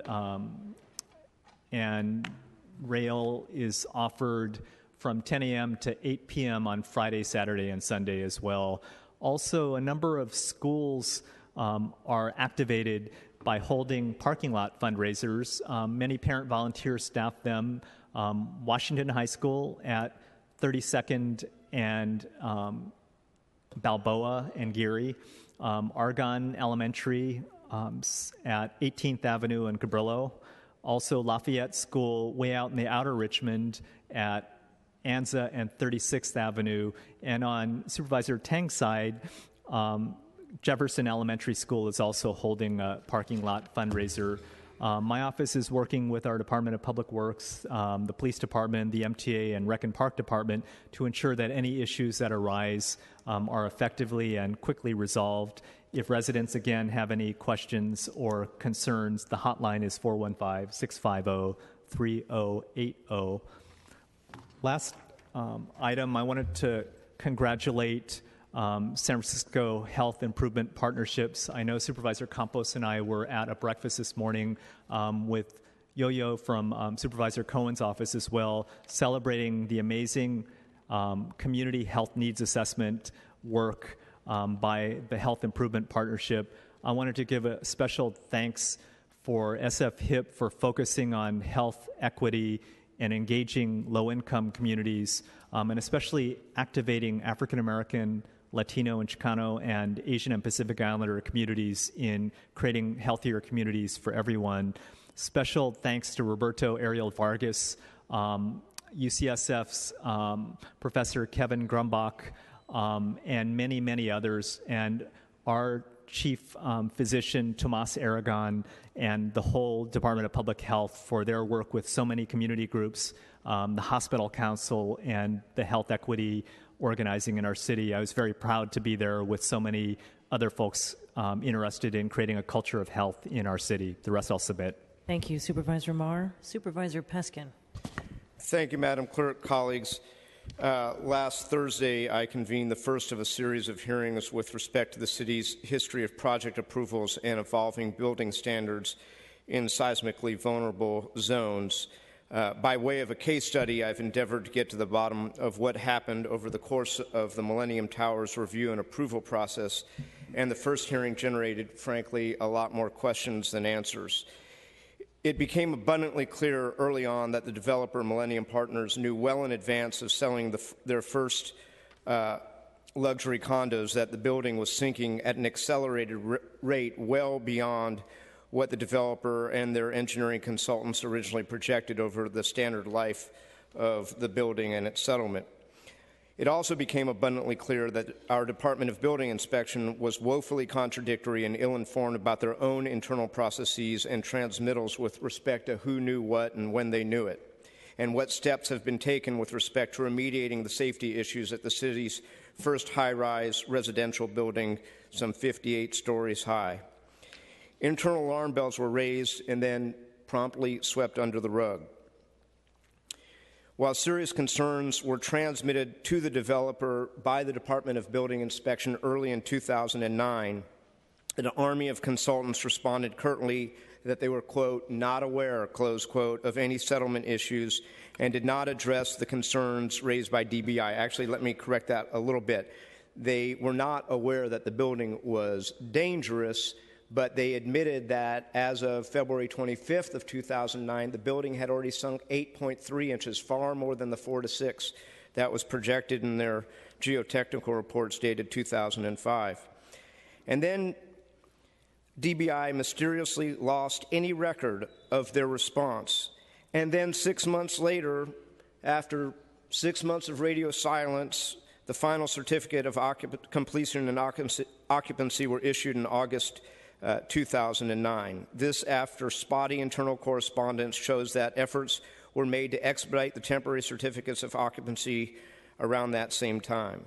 The department stipulated at the hearing that record loss and or record destruction was a common practice given that they are, quote, not required to keep records, close quote, which is probably why it allegedly took an anonymous 311 contact on August the 16th, as in last month, August the 16th of 2016, to trigger any kind of initial investigation into why 301 Mission is sinking like a rock into the heart of our downtown, although subsequent to that hearing, building inspection officials produced information that said they were inspecting it in July, as in 2 months ago, contradicting their statements on the record before the Government Audits and Oversight Committee. The entire episode, frankly, is unacceptable. I cannot accept the recurring response as Millennium Gate unfolds, a shrug of the shoulders, I don't know, I don't remember, we don't have any documents. And now the Millennium Homeowners Association, this is not the developer, these are the homeowners, is paying for an independent analysis of their own. In the meantime, I think there are things that we can and should do right now to ensure that we are guarding not only the public's safety, but also their trust and the future of our downtown area in the assured event, this is a question of when, not of if, another large earthquake. At the hearing last week, I referenced a 2007 San Francisco Weekly article by Joe Eskenazi entitled Developments in Shaky Town, which highlighted why Millennium, as the city's first high-rise residential tower on Bayfield, should be held to the highest building standards above and beyond whatever the local building code of options offered up until that point. UC Berkeley engineers pulled together a tall building initiative which released a study in 2007 that found that high-rises are inherently more dangerous than shorter structures in two particular areas. First, window shattering in a tall building will shower a larger radius than those falling from a shorter structure and essentially would cause just as much damage as anything falling, in the case of 301 Mission, which is entirely wrapped in glass, 58 stories to the streets below. Second, in an emergency, most high-rise inhabitants must travel a long way to reach an exit, as any layperson can tell you. I'm actually concerned about both of those things as well as others, and am concerned with the city's response to what our role is with respect to monitoring and investigating the performance of similar high-rises throughout the downtown area. I want to know what the impacts of our existing processes mean for the rest of the downtown area, and I think it's time to resurrect the Tall Building Initiative and actually start using the information that we frankly had for years to make informed policy decisions. And I note that in that 2007 article, the author claims that the Tall Building Initiative was actually killed by the then director of the Department of Building Inspection, Isam Hassanin, who refused to continue to fund that initiative. I think it's critical that we have an independent body to give the city accurate advice on these issues. Certainly, this was an issue that came up repeatedly at last week's hearing with respect to the city's reliance on the very industry that they're being asked to regulate. So to that end, today I'm calling for a tall building seismic safety work group which will work with independent experts in the field to identify best practices for ensuring the safety of our residential and commercial buildings, particularly high-rises, in seismically vulnerable parts of the city. I look forward to working with the mayor on ensuring that we have an honest and transparent conversation about whether or not San Francisco should improve its building standards and review processes as opposed to justifying building practices. And when we have more information, I expect to be following up with a supplemental appropriation using DBI's reserves to pay for the Tall Building Initiative. We also heard interesting testimony that many of these high-rises are built at the minimum standards. They are built merely to survive the next earthquake, not to be inhabitable after the next large earthquake. In other words, these are throwaway buildings. What's going to happen, I'm not just talking about glass falling 58 stories, if we have uninhabitable buildings in our downtown core? How do you take those buildings down? Let's start having that conversation. Additionally, I want to take immediate action with respect to our records retention policies, particularly for a department whose sole purpose is to ensure safety standards and enforcement. Our records retention policy is set forth in the administrative code as well as in the Sunshine Ordinance. Part of that policy requires our city administrator's office to work with departments and department heads to categorize types of records and attach them to retention schedules, whether those records should be kept for 2 years, 5 years off-site, or permanently archived. Our Department of Building Inspection has identified roughly 140 categories of documents, about half of which pertain directly to site inspections, project approvals, and developments under its purview. Very few of these documents are required to be kept permanently, and even fewer are required to be kept on site. At last week's hearing, this policy was used repeatedly to justify the loss of critical documents from DBI's files, and frankly, I find that to be unacceptable. I believe with the advances in technology over the past 15 years, with the cloud, with technology, our city can expect much more from our department, certainly when there are significant public health and safety concerns or pending litigation being tracked. To that end, I'm requesting the city attorney draft legislation to revise DBI's current records retention schedules to ensure that critical documents are not lost again. In addition, I want to thank Supervisor Kim for introducing a hearing on MOHCD, Mayor's Office of Housing and Community Development's process for ensuring our below-market rate housing stock is not lost to foreclosures, as has recently been the case in at least 2 instances that my office has been made aware of, and I look forward to being a part of those hearings. Finally, sorry for the long roll call, I would like to adjourn today's meeting in the memory of Robert Cornelius McCambridge, affectionately known throughout North Beach as Bobby Mack. Bobby was born in Wisconsin about 75 years ago and came to San Francisco in 1958, where he graduated from Lincoln High and joined the Marines in 1960. A year later, he joined the Army and was a proud veteran of the Vietnam War. He went on to work as a celebrity bartender at places like Moose's at Washington Square, where he was there with Ed Moose from the first day it opened to the day that Ed Moose sold the joint. He also worked at Cap's Corner, later to Monte's, and most recently came back to work for Monte's successor, Pete's, where he was a popular favorite with all the clientele. Bobby Mack was widely known as one of the best bartenders in the beach, and will be missed for his sense of humor. He is survived by his children, Matthew, Kevin, and Courtney, and there will be services at the Green Street Mortuary this Friday at 10 a.m. The rest I will submit. Thank you, Supervisor Peskin. Supervisor Wiener. Submit. Supervisor Yee. Thank you, Madam Clerk. Colleagues, today I am introducing an ordinance establishing the Infant and Toddler Early Learning Scholarship Fund. Investing in early care and education will always be one of my highest priorities. Study after study shows that the most critical time in brain development is from birth to 3. Having early education options outside of the home will always be an individual choice. However, the reality is that the top 3 reasons families seek infant and toddler care is because they are working, seeking work, or in school or training, all of which are critical in order to maintain an income that allows families to live and thrive in San Francisco. Today, when we had a press briefing, one of the mothers, Mari, came with her 6-month-old baby and stated that she basically had been needing to go back to work because she's a single mom now, and yet she hasn't been able to access any infant care for her child so that she can go back to work. This story is so common over the years that I've worked in the field that I think it's time to do something about it. Today, infant care costs a staggering as much as $29,500 a year. We must create and invest in a system that not only supports our low-income families, but also supports our middle-income families who are struggling to survive and stay in the city. Currently, there are more than 1,700 infants and toddlers on the San Francisco or the SF3C wait list, and this is only for those that qualify for subsidies.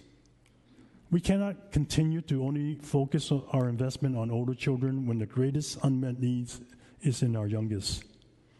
We are underserving infants and toddlers in every district. We need increased resources and other specialized strategies for increasing access to quality education for infants and toddlers. And this is why today I will be introducing the Infant and Toddler Early Learning Scholarship Fund as a thoughtful and strategic approach to meeting the greatest unmet need for our infants and toddlers. San Francisco prides itself on being inclusive and a family-friendly city.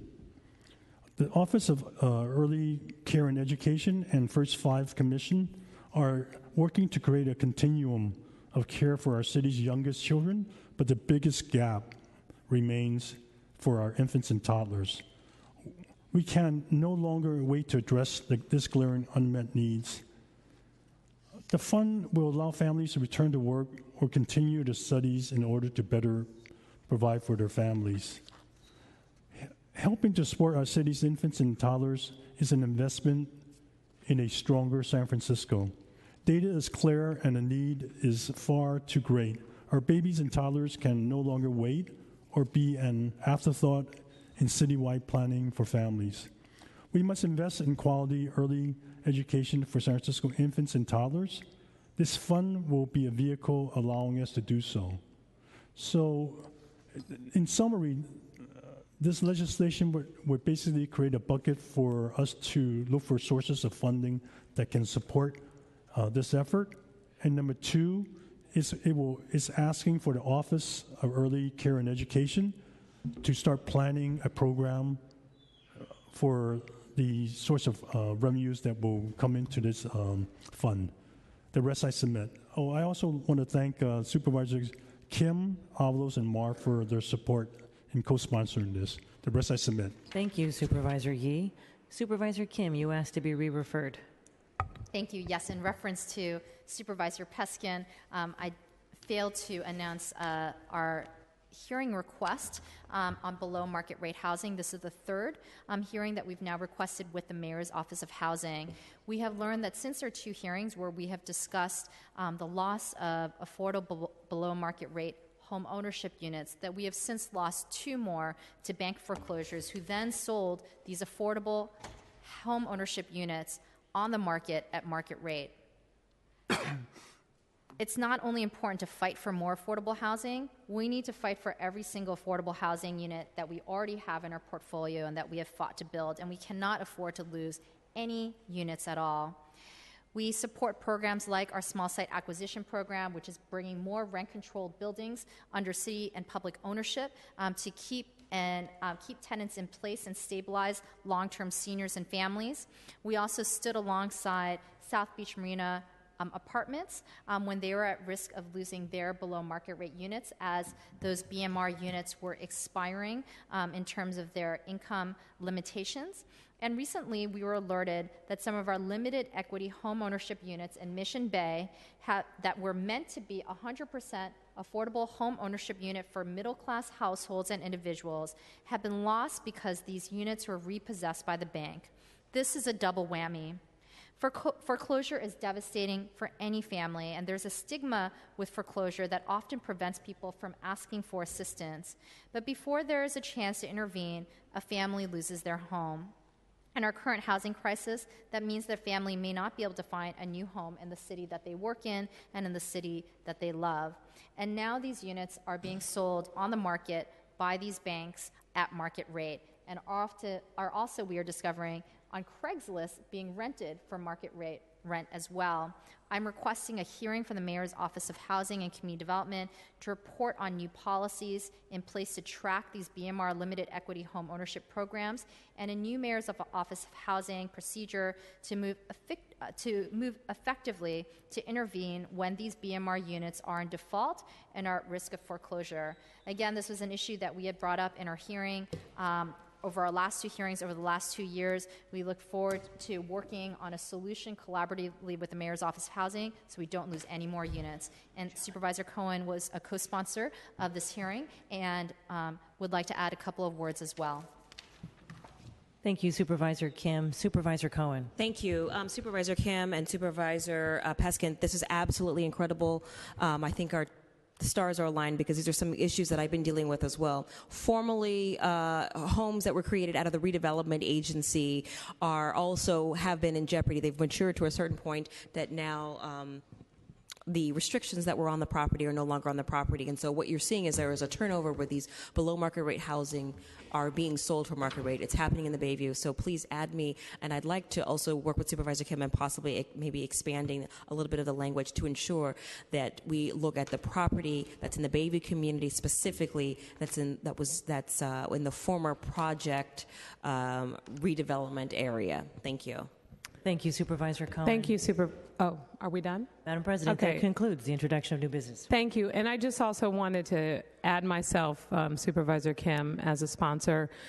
Similarly to what happened at South Beach Harbor at those particular apartments, we are faced with a very similar situation at the Fillmore Center in District 5. We've already begun work in order the affordability on those units, which I thought were just a huge mistake of the San Francisco Redevelopment Agency when they agreed to work with the Fillmore Center with this property.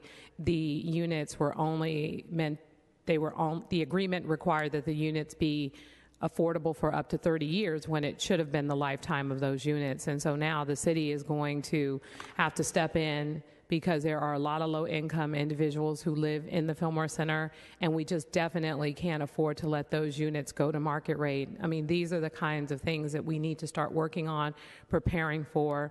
Similarly to the situation with Frederick Douglass Haynes Apartments when they tried to sell those units for market rate. I mean, all over the city, the 30, 40-year expiration dates are coming up, and we need to make sure that we are not only building new affordable housing, but we preserve our existing affordable housing stock. They both have to go hand in hand. So thank you for your leadership, and I look forward to making sure we deal with this properly. All right, with that, we will go to our, thank you, colleagues, for roll call. Madam Clerk, with that, we will go to public comment. Can you please read public comment? At this time, the public may address the entire Board of Supervisors for up to 2 minutes on items within the subject matter jurisdiction of the Board, and to include items on the adoption without reference to committee, items 38 through 41. Specifically, if you're here to talk on item 41, that is the Blue Ribbon Panel on Transparency, Accountability, and Fairness in Law Enforcement, you may speak on whether or not the board should convene a committee of the whole on that item for next week, where we will take public comment. Public comment will not be allowed when an item has been previously subject to public comment at a board committee. Pursuant to the board's rules, direct your remarks to the entire Board of Supervisors, not to individual supervisors, and not to the audience. Speakers using translation assistance will be allowed twice the amount of time to testify. And if you would like to display a document on the overhead projector, please clearly state such to SFG TV and remove your document when you'd like the screen to return to live coverage of the meeting. Thank you. First speaker, please. حضرات الإخوة والأخوات العرب الموجودين معنا هنا في أمريكا، اسمي عبد الله مجاهد، وأنا هنا اليوم معكم لأطلب منكم إثبات وجودكم بضرورة الانتخابات الجديدة لاختيار الرئيس الأمريكي الجديد الذي نرى أنه متزن ومعتدل مع حكومتنا العربية. يعني باختصار جه اليوم الذي يحق لنا فيه أن نختار من هو سوف يقوم بالتعامل مع أهالينا وأولاد أولادنا بالخير والعدل إن شاء الله. وأنا مثلا رجل مسالم سني أحاول أن ألفت نظر الحكومة الأمريكية أيا كانت تمد بلادنا العربية بالثقافة الطبية والتعليمية التي تؤهلنا باجتياز مرحلتنا القادمة بوقف الحروب القاتلة وتوجيه السلام في أراضينا التي ولدنا على ترابها وسوف نموت من أجلها. Ladies and gentlemen, good afternoon. As you know, my name is Abdullah Mujahid, and I coming here today to talk with you about the first debate between the two people who tried to running for the new president of this country. First, I would like to let you know, billions of people, not 100 million like they said, behind and the front of the TV to see what's going on yesterday. I am one of them. I slept at 3 o'clock. I wake up 4:30 to watch what's going on around all the channel. Number one, I have a chance, if I have a chance really, to face with Trump, I want to ask him a question. Why he drink water 7 times in the first half hour? Did he scare of Hillary Clinton or he is nervous? By any way, I write this letter I would like to share with me, and I give every one of you one copy here. My letter said, November 8th, Dear God, billions of people around the world like me, they pray and they wait for your blessing of our future president, Hillary Clinton, to be our future. Abdullah, I'm pausing your time. You cannot campaign in the legislative chamber for either Donald Trump or Hillary Clinton. Okay. Okay. I don't mention the name like you said. Thank you, sir. Thank you. To be our future president so that together we can create peace and love to all the country people, all the people who live outside their country. I have a copy of my letter to give every one of our supervisors, and I wish you good luck. Thank you, sir. Thank you, guys. Thank you. God bless all of you. Next speaker, please. Members of the Board of Supervisors, Ray Hartz, Director, San Francisco Open Government. On the screen is an excerpt from the city's General Obligation Bond Oversight Committee meeting minutes of September 2012. There was public comment from James Chafee, Ray Hartz, and Peter Warfield regarding various aspects of the Branch Library's improvement project and Friends of the Library. There was also a significant exchange between committee members and library staff regarding this issue as well, with particular inquiry and concern over how the library presented financials suggesting that money spent by the Friends were included in the program totals. There were legitimate questions as to whether the city ever actually controlled these funds. The answer appeared to be no, which was not clear from the documents. The committee gave direction to staff that the documents should be revised and provided to the committee and public again. For going forward, more rigorous accounting standards should be used in presenting city financials. City librarian Luis Herrera once again has presented false claims related to the Friends and Foundation of the library. This is a group which raises money in the name of the library, and in the name of the library, it is also raising funds in the name of the city because that is a city department. And people who contribute think the money they are contributing is going to the library, and public records that we have obtained shows that only 6 cents out of a dollar, or maybe even 7 cents out of a dollar, actually goes to benefit the library. Luis Herrera has been received for years $5,000 from the Friends in money he should have legally declared, and he was found by the FPPC in Sacramento to have lied under perjury by stating for 3 separate years that he received none of those and had to refile those statements. City librarian Luis Herrera has become our version of Donald Trump. Thank you. Next speaker, please. Andrew Yip, Charter Missionary Officer. With great passion and mighty self-nature, one works on personal cultivation in accordance to principle with full understanding. Our one's family and social duties will be one's missionary pathway in life. Having to daily self-improvement of one's cultivation of virtues in career, 100 realistic aspects of matters are regulated by one law of ultimate principle. Holy mercy for worldly rescue is for true objective goal for common heavenly mission. Holiness and worldly things should be treated as oneness unity.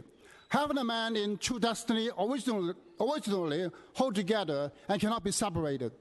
The actualization of religious cultivation and holy preaching shall maintain the right concept of holy studies, of what being superior will be one's true self-nature, turning from ordinary person on the holy stage, not because of physical forms, but solely for truthful oneness of heart in bearing.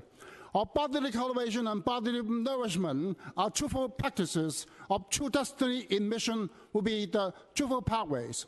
The divine extension of mercy for humanity in defending of the true justice would be the way for self-cultivation and worldly management. The great divine of holiness taking on worldly pathway of upright career in virtues of business shall make achievement of great success by staying in good accordance to personal, family, and social order with true mercy and true justice for all. Thank you. Thank you. Next speaker, please. Good afternoon. My name is Magic. I'm very sad today. Sad to witness that the public speaking to the members of the board while your attention is on your screens.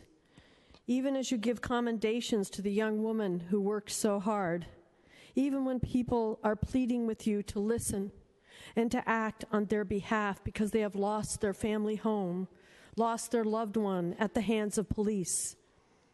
It is not your fault. It is no one's fault. And it is all of our responsibility. We are losing our humanity. Under the current system, products are thrust on us before we have time to discuss how it will affect us, what it will do to our ability to have empathy for one another. Technology is an amazing tool that can be used to connect us to one another or separate us. Our babies, our children are staring at screens as their caretakers are staring at screens. It would mean so much to all our efforts to stay human if you would look at us, hear us, give us the respect that humans have always been brought up to do, recognize that we are all connected, that empathy is the key to the future of our species. Thank you. Thank you. Next speaker, please. Thank you, President Breed. Ladies and gentlemen, boys and girls, regrettably, I never know when your inner child answers roll call. My name is Christopher Dahl, and I live at 6th and Howard, 10 blocks and less than 40 years from sea level. I rise to comment on the oversupply of luxury. In recent public comment, I heard speakers offer interesting news on the housing supply front. It was observed that the luxury apartment market in San Francisco was oversupplied and prices were soft. And then someone posed the question of who wants more luxury housing in San Francisco? I do. Now, the question you should ask is why someone who is amongst the poorest of the poor, according to the federal government, simply wants more luxury housing. I don't, as such. I want an oversupply of luxury housing. I want a housing bubble. This would mean that some people would move up from nearly luxurious to luxurious for the same price. From really nice to nearly luxurious, from nice to really nice, and so on down to moving from trashy to not too trashy. That's what it would mean to me, boys and girls, the chance to move from trashy to not too trashy. You see, that's how the rule of gluttony works with the law of supply and demand. Thank you for your time. Thank you. Next speaker, please. Good afternoon, Board of Supervisors. My name is Oscar James. I'm a native resident of Bayview Hunters Point. My concern is Tetra Tech and the Hunters Point shipyard. If they're not doing the job making sure that that shipyard is 100% clean, I want you to bring charges upon them and have them prosecuted. At the same time, I support Proposition O and for the development of the Hunters Point shipyard.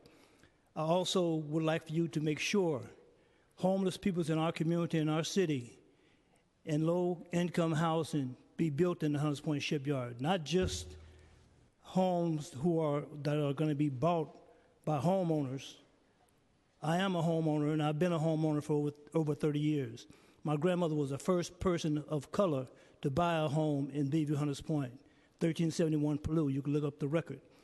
I look and I support people in my community for home ownership. I served on the Joint Housing Committee to make sure that that $4,100 that we got for relocation and certificate of preference give us preference to move back into our various communities, both Western Addition, Hunters Point, and Soma. I need this Board of Supervisors to make sure those people who are being relocated out of Mission, out of Bayview Hunters Point, out of the Western Addition, have the opportunity to have homes in the Bayview Hunters Point and Candlestick area. We need rental homes in our community badly, and also homes for those who cannot afford to pay rent for the homeless. Thank you very much. Thank you. Next speaker, please. I am John Weems, pastor at Calvary Presbyterian Church in Pacific Heights. President Breed, Board of Supervisors, I'm here speaking to item 41 in favor of the Committee of the Whole hearing the Blue Ribbon Panel report. I've listened to and spoken directly with Interim Chief Chaplain and heard positive intent to implement principal policing reforms. And there are good recent examples of creating time and distance and incidents not resulting in death. In the meantime, you all know there is a crisis of confidence in the community. Last Saturday, the Blue Ribbon Panel presented a report at the library. I have listened to numerous victims who have lost loved ones and ask that the board hear that the Blue Ribbon Panel results are vital for our community. Thank you. Thank you.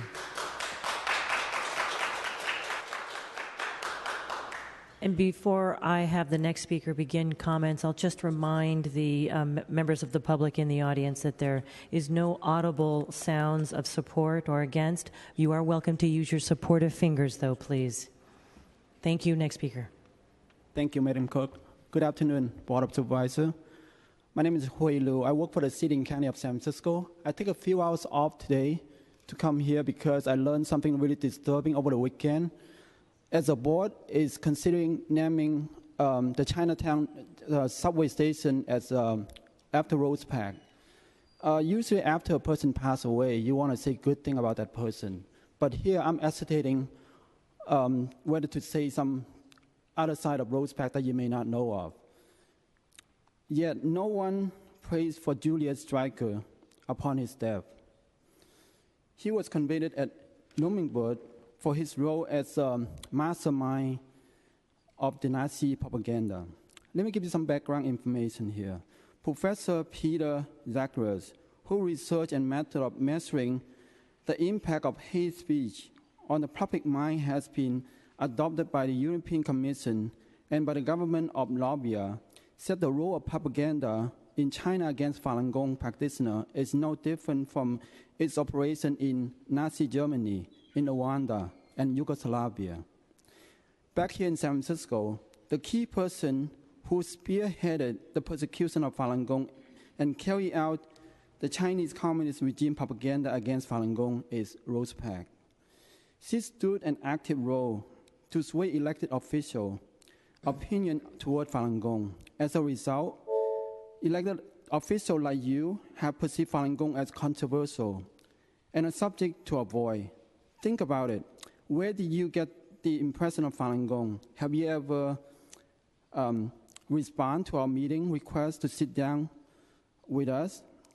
Do you really want to know us? Rose Park is the Sam School version of the Julius Streicher. Rose Park also manipulates the public opinion in Chinese community and the Chinese Communist propaganda. Thank you, sir. Next speaker, please.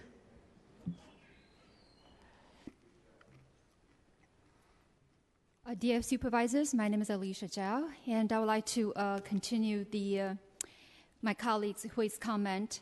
Rose Park also manipulated public opinion in the Chinese community using the Chinese Communist regime's propaganda to generate hatred toward Falun Gong practitioners. She worked closely with the pro-communist Chinese media to carry out her mission. According to some residents in Chinatown who sympathize with Falun Gong practitioners, and they said many attacks on Falun Gong practitioner Chinatown were connected back with Rose Park. And today we're going to show you a few examples among many things she did. First of all, Rose Park had assisted Chinese consulate to carry out persecution against Falun Gong in San Francisco. Back in 2001, she spreaded the rumor with the Chinese Communist propaganda against Falun Gong to mislead the public. And she lobbied the San Francisco Board of Supervisors against a very basic human rights resolution. And she worked closely with a few of the supervisors to defeat the resolution. And later on, one supervisor admitted that she was promised with campaign funds for the state assembly, and it was, quote unquote, hard to resist. And according to the Xinjiang newspaper, which I have a copy here, that this newspaper is dated on November the 23rd, 2001. Former President Jiang Zemin personally thanked Rose Park for the effort she made to kill the Falun Gong resolution. And Rose Park received state-level red carpet treatment from the head of the country, which is very unusual. She then published a full-page ad in San Francisco Chronicle to defame Falun Gong and instigate hatred toward Falun Gong practitioners in December 2005, when previous Supervisor Daley tried to initiate another human rights resolution. And in January 2006, she published hate ad towards... Thank you, ma'am. Thank you. Next speaker, please.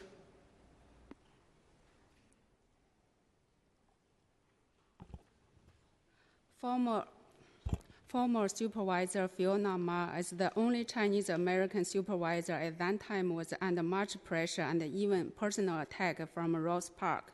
Fiona Ma chose to adhere to her oath to uphold the value of our Constitution and supported the human rights of Falun Gong practitioners. This is the kind of elected officials that the Chinese community truly appreciate and remember, and is the legacy we want to leave for the next generation. And this is the video clip of Fiona Ma.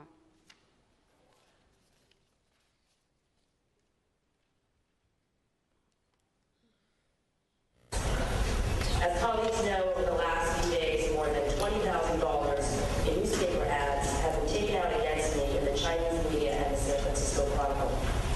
If people continue to think that these attacks are an effective way to change the outcomes here at the Board of Supervisors, they are mistaken. This issue is not a politically convenient issue for me to take on. As the only Asian Pacific American on the Board of Supervisors, there is a higher expectation level, and many people in my community have urged me to change my position. However, I took an oath to defend the Constitution of the United States and the Constitution of the State of California, and I am fulfilling it with this vote today. This vote is simply about the values of this city, this state, and this country to protect the freedoms we cherish that are increasingly under attack. I will be casting a vote today for this amended resolution standing on those principles. Thank you.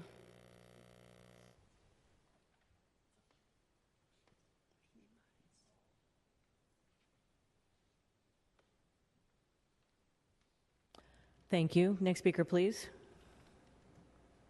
Madam President and Supervisors, good afternoon. On January 21st and 22nd, 2006, Ms. Rose Pak and the San Francisco Chinese Chamber of Commerce set up a booth at the Chinatown Street Fair to collect anti-Falun Gong signatures using misleading tactics under the disguise of a prize raffle. I would like to show you some video footage of that.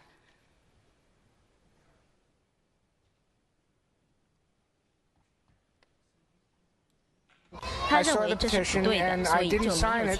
It's treacherous that they have a raffle and you think, oh, you're going to sign up for a raffle, and they don't even have, you have to move the paper to see what it is you're signing, and you see it's a petition against the Falun Gong, and that's just wrong. Journalists also learned that a homeless person was paid a couple dollars to sign the petition, and when interviewed, this homeless person admitted to signing the petition, but stated that he was doing his friend a favor. He then acted erratically and rushed away, saying that he got himself into big trouble this time. This Chinese woman signed the petition twice and quickly ran away from reporters when approached. This Chinese lady was misled into signing the anti-Falun Gong petition thinking it was a raffle, but after learning the truth from nearby Falun Gong practitioners, she gave her signature in support of Falun Gong practitioners. But when she returned to the raffle desk trying to cross off her previous signature, she was berated by Ms. Pak. Ms. Pak even turned over the forms, stating that the forms were their property so nobody could touch them. And as you can see, when the reporters themselves approached Ms. Pak for an interview, they were themselves screamed at. Thank you for your attention. Thank you. Next speaker, please. Madam Chairwoman and supervisors, I continue. The Chinese Consul General Pen Keiyu was one of the board of directors at the PAC's Chinese Chamber of Commerce. It was obvious why PAC adamantly excluded Falun Gong from the Chinese New Year parade repeatedly. According to San Francisco Chronicle report on January 8, 2006, quote, PAC who is very friendly with Beijing, said Falun Gong was also a political organization and as such didn't belong in the parade any more than any other anti or pro-Chinese group. PAC pressed her members to vote thumbs down on Falun Gong, which they dutifully did. Please note that PAC started the propaganda and the narrative that Falun Gong is a political organization because they passed out, quote, anti-China leaflets. As you should know, be aware now, Falun Gong practitioners are letting the world know about the truth of persecution in China and the forced live organ harvesting. So we want the world to voice concern and help stop the persecution, and that's not politics. And The U.S. has finally made a stand with Resolution 343 to condemn the forced organ life harvesting. So is EU just recently passed the declaration. Thank you. Thank you. Next speaker, please. Good afternoon, Madam President and members of the Board of Supervisors. Today I'd like to share that Rose Pak assisted the Chinese consulate to interfere with the legal case filed by the Center of Justice and Accountability in 2002. In this lawsuit of Falun Gong practitioners versus the former Beijing mayor Liu Qi for human rights abuses, Rose Pak led the Chinese Chamber of Commerce to provide an amicus brief to the U.S. District Court of Northern California, which the judge later found to be untrue and unfounded. This demonstrates that Rose has been lobbying on behalf of Beijing, a foreign government, and this has been investigated several times by the FBI.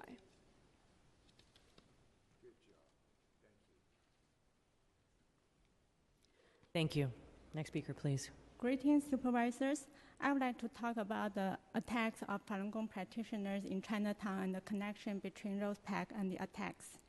So since the persecution of Falun Gong started in 1999 in mainland China, the hatred and propaganda against Falun Gong has been spread into San Francisco as well. Falun Gong practitioners have been cursed and attacked in Chinatown. Ma'am, please speak directly into the microphone. Sorry. Thank you. So Falun Gong practitioners has been attacked in Chinatown since in the past 17 years. And I just gave 2 incidents with the police department reports. One was on October 22nd, 2000. A Falun Gong practitioner was beaten up at Portsmouth Square in Chinatown. 2 men were charged by the police department. The first place the men went for help after they were arrested was Rose Park's Chinese Chamber of Commerce. The cops dropped the charges later.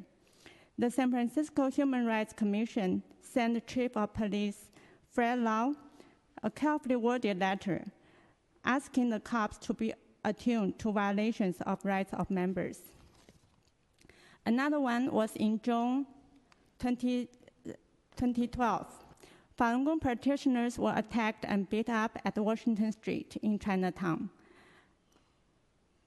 There are pictures and videos available on YouTube.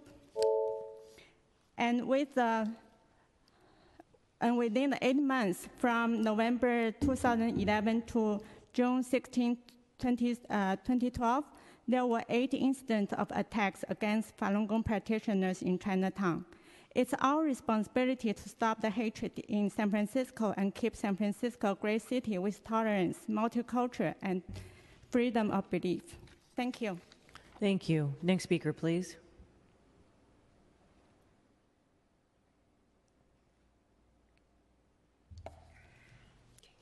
Greetings, supervisors. I would like to show you another video recorded at the Chinatown Street Fair in January 2006.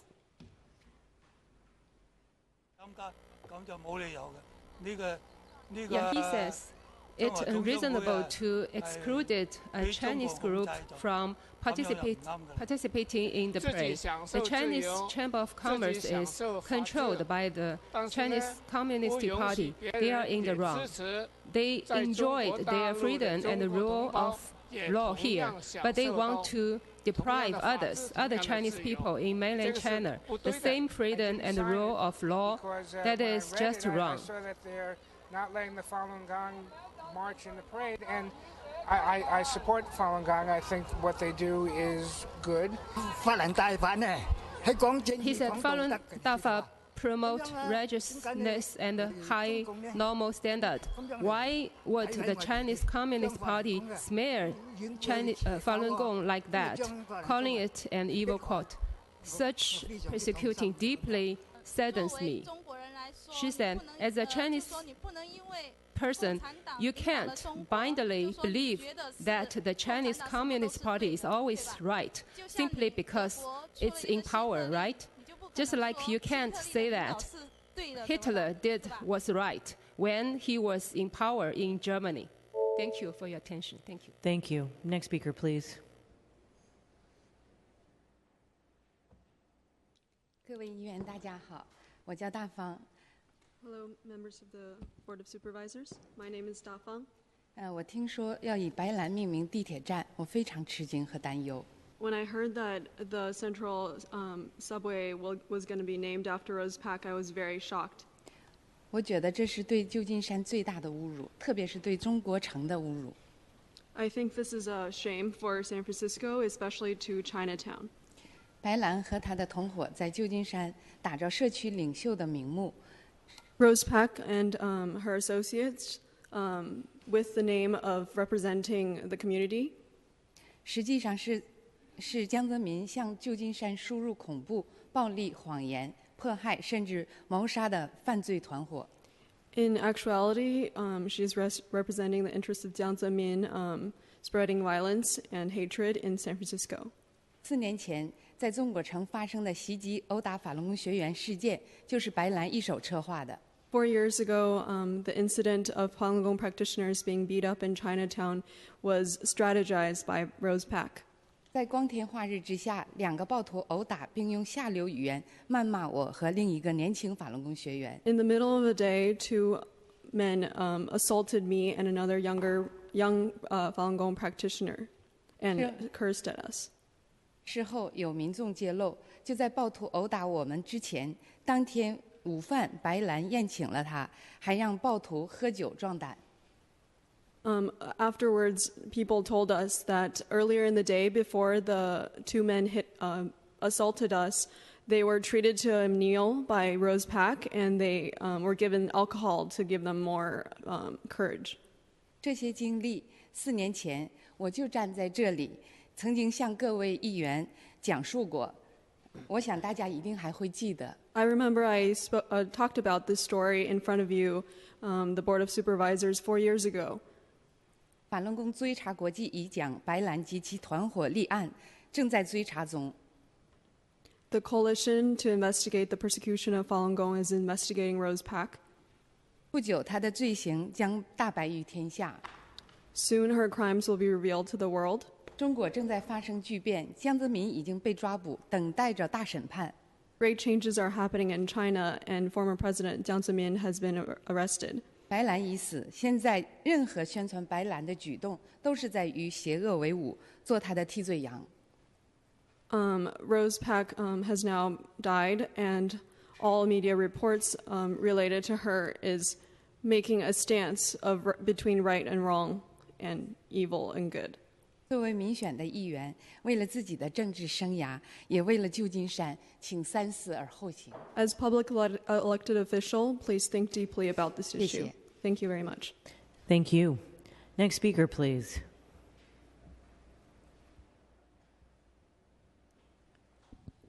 Good afternoon, Madam President and members of the board. My name is Felicia Jones, representing SEIU 1021 and Justice for Mario Woods Coalition.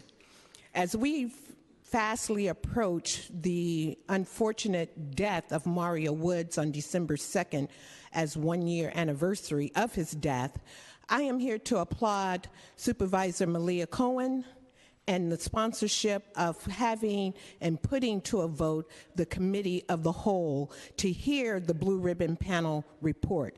And I understand this legislation was also supported by Madam President London Breed. I also want to thank Jane Kim, Supervisor Campos, Supervisor Avalos, and of course, Malia Cohen. I don't know about Supervisor Marr. Are you voting with us or against us? Supervisor Tang, are you voting with the people or against the people? Supervisor Farrell, are you voting with the people or against the people? Supervisor Yee, are you voting with the people or against the people? Supervisor Peskin, are you voting with the people or against the people to have this hearing as a committee of the whole here on October 4th, 2016? And also we will be having a representative, if it is passed here on the board, not only the San Francisco Police Department, not only the police commissioner, but one of our own, Minister Christopher Muhammad, who will also be representing Justice for Mario Woods Coalition.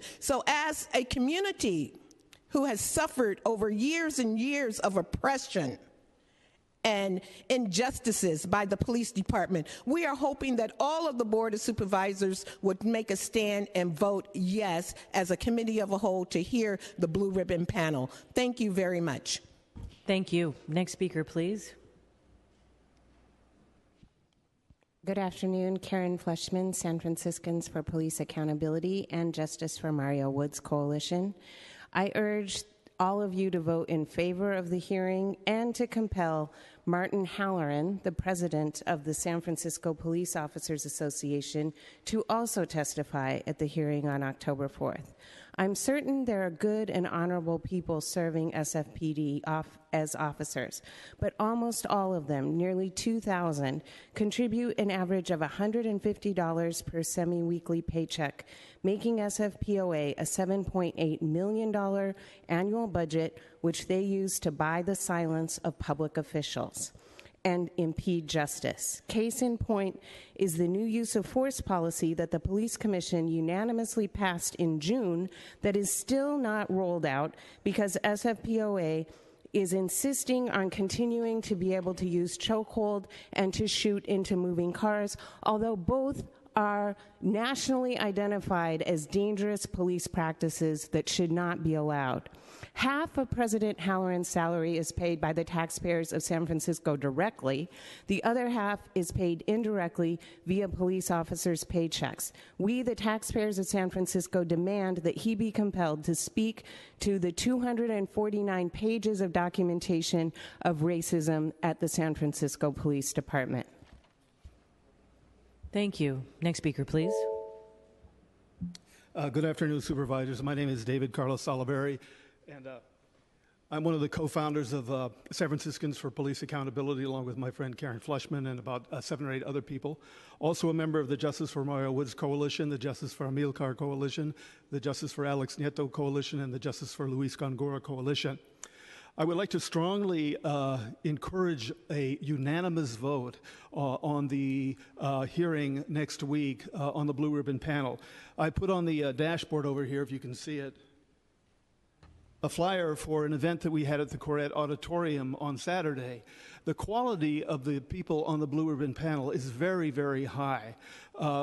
Various downtown law firms working pro bono put a tremendous number of hours into the Blue Ribbon panel report. One firm alone put 2,000 hours in. So at about $350 to $500 per hour, that represents a close to $1 million freebie for the city of San Francisco, basically setting out a whole series of implementation strategies for transformational reform of SFPD. This is an incredibly necessary hearing so that you folks can get up to speed on what the Blue Ribbon panel is about, and so that we can begin to craft legislation at the Board of Supervisors to implement the many findings. I know that Mayor Lee is also waiting on the COPS report, the Community-Oriented Policing report, but that's likely to be less transformational than the Blue Ribbon panel report, and so it's necessary to begin implementation of the Blue Ribbon panel report, and for that to happen, you guys got to understand at depth what it's about. So again, I'm hoping that we have a unanimous vote here at the Board of Supervisors and that we move forward to implement. Thank you. Thank you. Next speaker, please. Hi, Board of Supervisors. Utmost respect as usual. I'm here short and sweet. I wanted to say, please, I think you know what to do. The right thing is for 41 coming up here. And I just want to give solidarity purposes to right over here. We couldn't do it without us. As a younger person involved in democracy now, I got a wonderful lesson from mother, leader, everything else. Thank you. Next speaker, please. My name is Dolores Piper, and I also am a member of San Franciscans for Police Accountability. I come into the group with a little different perspective. My great-nephew, whom I raised for 15 years, was killed by a police officer who is now on your force. He has gone on to harass another young man in the mission egregiously, and he has been harassing other people in the mission. It really needs to be brought to your attention that San Francisco needs to come into the 21st century policing. This magnificent study that was done, as my partner here said, freebie, is given you all the tools that you need to see that our police department is transformed. And I hope that you will really look at this and bring San Francisco into the same category as many big cities in this country who have looked at their police departments and have transformed them. Thank you. Thank you. Next speaker, please.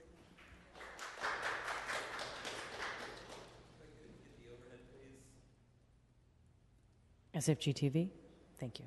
Hello, my name is Corey Smith. On behalf of the 300 members of the San Francisco Housing Action Coalition, thank you for the time here today. Yesterday was a very, very exciting day for us. The Obama administration released a housing development toolkit, basically a here's how as to build yourself out of an affordability and displacement crisis. We wanted to highlight some of them because they are the types of advocacy that the Housing Action Coalition has been pushing for in our last 17 years. The first one, by right development. We are very thrilled that the president is joining Governor Jerry Brown, SF Hackett, and a number of other advocates in supporting this proposal, taking vacant land and donating it to nonprofit developers. A fantastic example recently with the 200 Bryant Street project. Streamlining and shortening permitting processes and timelines, eliminating off-street parking, allowing accessory dwelling units. Supervisor Peskin, I believe I was in high school when you first brought that up, and I know that you were very happy to see that to the finish line. Establishing density bonuses. We are actually honoring one of your colleagues tomorrow for her work on the Affordable Housing Bonus Program, and we thank you very much for that. High-density multifamily zoning. Employing inclusionary zoning. SF Hack assisted in writing the first ever inclusionary zoning laws with then Supervisor Leno.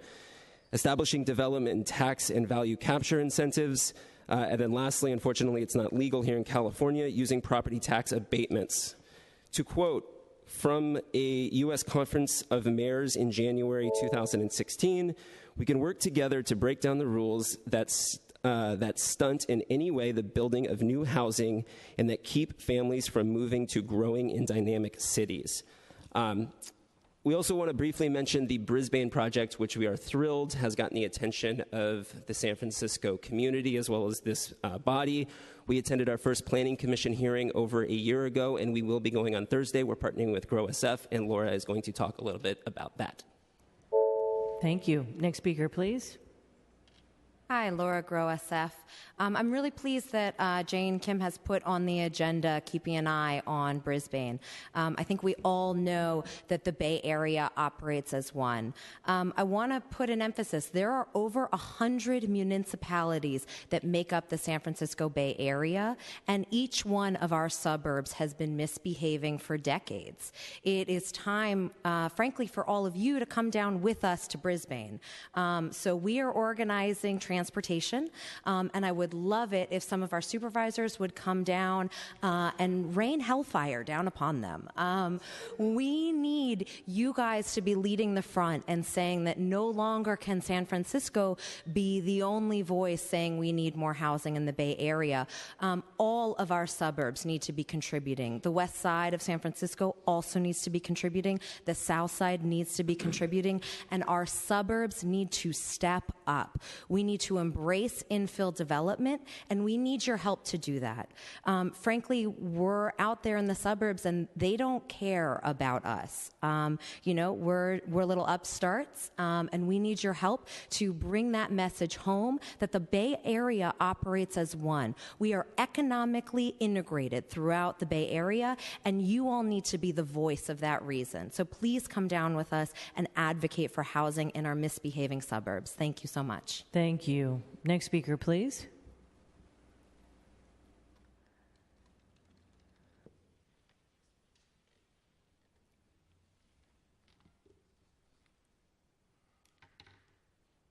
Tom Gilberti. I'm surprised Falun Gong is still here, unresolved. Great leadership from the city of San Francisco. Heard in planning that evictions in the Richmond are equal to the evictions in the Mission. Our housing policy moves on. There was a lady that was hit by a tree in the park in North Beach. She's going to be paralyzed probably for life, young children. A $4 million a settlement for that woman, it would be in line easily.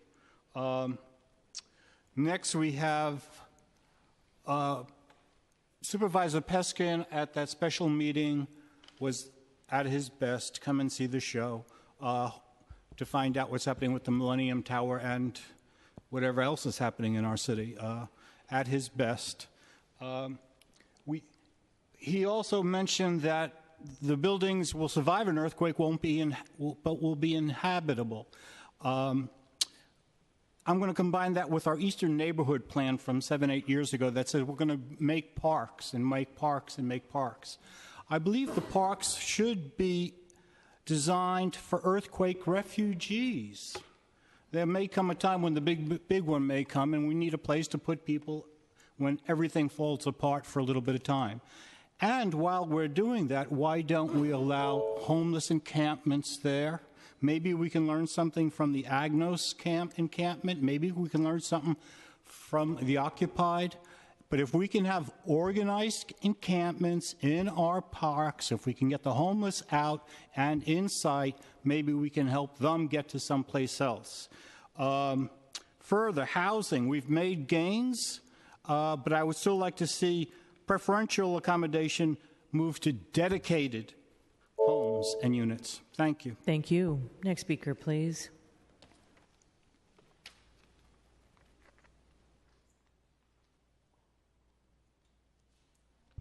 Good morning, Supervisors. Hi, London. And hi, Jane. I don't know if you remember me when I was at Abraham Lincoln High School trying to start a tennis program. I want to thank you because I can't reach you, but I want to thank you for all your support and help. It meant a lot to me in my heart, and it meant a lot to the kids. And also London was also she was one of my favorite students at Ben Franklin Middle School. And that was a long time ago. And she remembered Sweeney Todd, the Demon Barber of Fleet Street. That's something that I taught her. And I think that just listening to, I've never been here before, so listening to all of this stuff and seeing all this stuff that's going on, it's like, I take my hat off to you. I take my teacher's hat off to you. I take my personal hat off to you. You deserve it. Thank you. Next speaker, please. Good afternoon. My name is Oscar Varela. I'm part of the Black and Brown community and the Mario Woods Coalition and All for Justice. On 1998, I was beat up by Officer Gordon. I never saw justice. In 2004, I was beat up also by a couple officers, Officer Levy and Officer Tumit. I took the case to court, and we were about to choose the jury in a federal court. I have a meeting with with Kimberly Bliss from the City Attorney of San Francisco, and she said my witness wasn't good because he's Mexican. I thought it was very inappropriate. I almost passed out. I had to dismiss my case for fear of prejudice. Because of that case, I lost my job. I couldn't go to my job. I was one day before I finished my chiropractic treatment. That's when the police beat me up and they let me worse. In 2013, I was kidnapped at 2815 Polk. For a couple of days, it took me like 3 years to investigate what happened. Thanks. It took me like 3 years to investigate what happened, and I find out that one of the neighbors who live around the corner on Chestnut, he stole one of the stamps from the house that belongs to Mrs. Judy Mamillan and Helen Mamillan. Thank you, sir. They made that. Thank you, sir. Next speaker, please. I spoke to. Sir, your time is concluded. Next speaker, please. He was going to help me out to get back to my place because my mom. Sir, we'll get someone to help you if you don't mind stepping aside. We'll get your information after public comment if you don't mind stepping to the side. I want justice. That's all I want. I understand. We hear you. If you give us just a minute to finish public comment, we'll have an opportunity to speak with you. Thank you. You know, when I went to office, Mark Farrell, his secretary told me that she can help me. Okay. We're going to come talk here. Thank you. You know, I know it's frustrating. I would love to go on for, an hour, but, the Lord says do all things decently and in order, and we should get 3 minutes, and it is frustrating because everyone that comes up here wants to, talk. But I would ask you would get the podcast for KSFO 560 this morning with Brian Sussman to see how the moderator was in cahoots with Hillary Clinton. And Trump still won, but when Abraham Lincoln went with in his debate, they both got 10 minutes. They got on their tree stump. There was no moderator. They could go at it. They could counter their arguments or ignore them, but that's what a debate is. And I hope that next time he just walks off the podium if the moderator does not walk off the podium. Now, what I'd like to talk about today is they presented their arguments as to why you want to vote for them. Now, we Christians in Revelation 11 are typified as two witnesses, and we present our arguments as to why you should believe the Christian faith, why it's superior to every other faith, why it's the only true faith. And I couldn't say it better than what has happened throughout all Judea, beginning in Galilee after the baptism that John preached, how God anointed Jesus of Nazareth with the Holy Spirit, and how he went about doing good and healing all that were under the power of the devil, because God was with him. We are witnesses of everything he did in the country of the Jews. He was not seen by all the people, but by witnesses whom God had already chosen. By us who ate and drank with him after he rose from the dead. He commanded us to preach to the people and to testify that he is the one whom God appointed as judge of the living and the dead. To him give all the prophets witness. It was at that time the Holy Spirit was poured out. He gave the irrefutable argument of Isaiah 53, Daniel chapter 9, Psalm 22. These guys were all dead guys for centuries and centuries, and they wrote about Jesus. He is the Messiah. Thank you. Are there any other members of the public who'd like to provide public comment at this time? Seeing none, public comment is now closed. All right, Madam Clerk, let's go to the items without reference to committee. Items 38 through 41 are being considered for adoption without reference to committee. A single roll call vote may enact these items. A member may object, sever an item, and have it considered separately. Supervisor Cohen? Thank you, Madam President. I'd like to sever item 41. Okay. Supervisor Farrell? 38. All right. On the remaining items, Madam Clerk, please call the roll. On items 39 and 40, Supervisor Breed. Aye. Breed, aye. Supervisor Campos. Aye. Campos, aye. Supervisor Cohen. Cohen, aye. Supervisor Farrell. Aye. Farrell, aye. Supervisor Kim. Aye. Kim, aye. Supervisor Marr. Aye. Marr, aye. Supervisor Peskin. Aye. Peskin, aye. Supervisor Tang. Aye. Tang, aye. Supervisor Wiener. Aye. Wiener, aye. Supervisor Yee. Aye. Yee, aye. There are 10 ayes. Those items are approved unanimously. Madam Clerk, please call item number 38. Item 38 is a resolution to urge the city to convene a working group comprised of affordable housing developers, homelessness experts, labor organizations, and city staff to develop a blueprint for a modular housing pilot program. Supervisor Farrell? I'll defer to the sponsor. Supervisor Kim? Well, I don't know if it needs to be a response, but I assume that Supervisor Farrell and I are on the same page. Given the press release that I saw that he released today.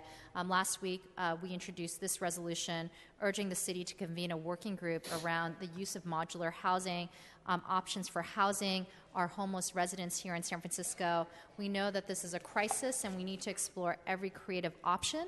There are a number of challenges with using this type of construction, and we want to be able to address it, but also be able to utilize every means at our fingertips to really look at what this innovative model could mean for building housing, as it is a cheaper form of construction, while also addressing labor concerns and the need to ensure that it is built here in this country. Have been talking to two groups that have been pioneering this concept, both Patrick Kennedy and also Community Housing Partnership.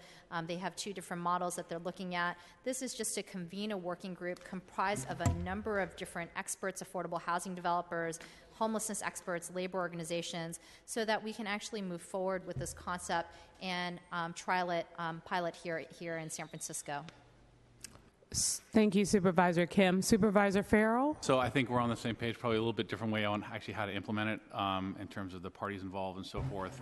For me, I think it's important just having some people who reached out to me after this was announced. So what I actually like to do is send this to committee so we can have a wholesome discussion about this working group and who we put on it and how we discuss it as a city moving forward. But I do agree about the importance of it and look forward to being part of it.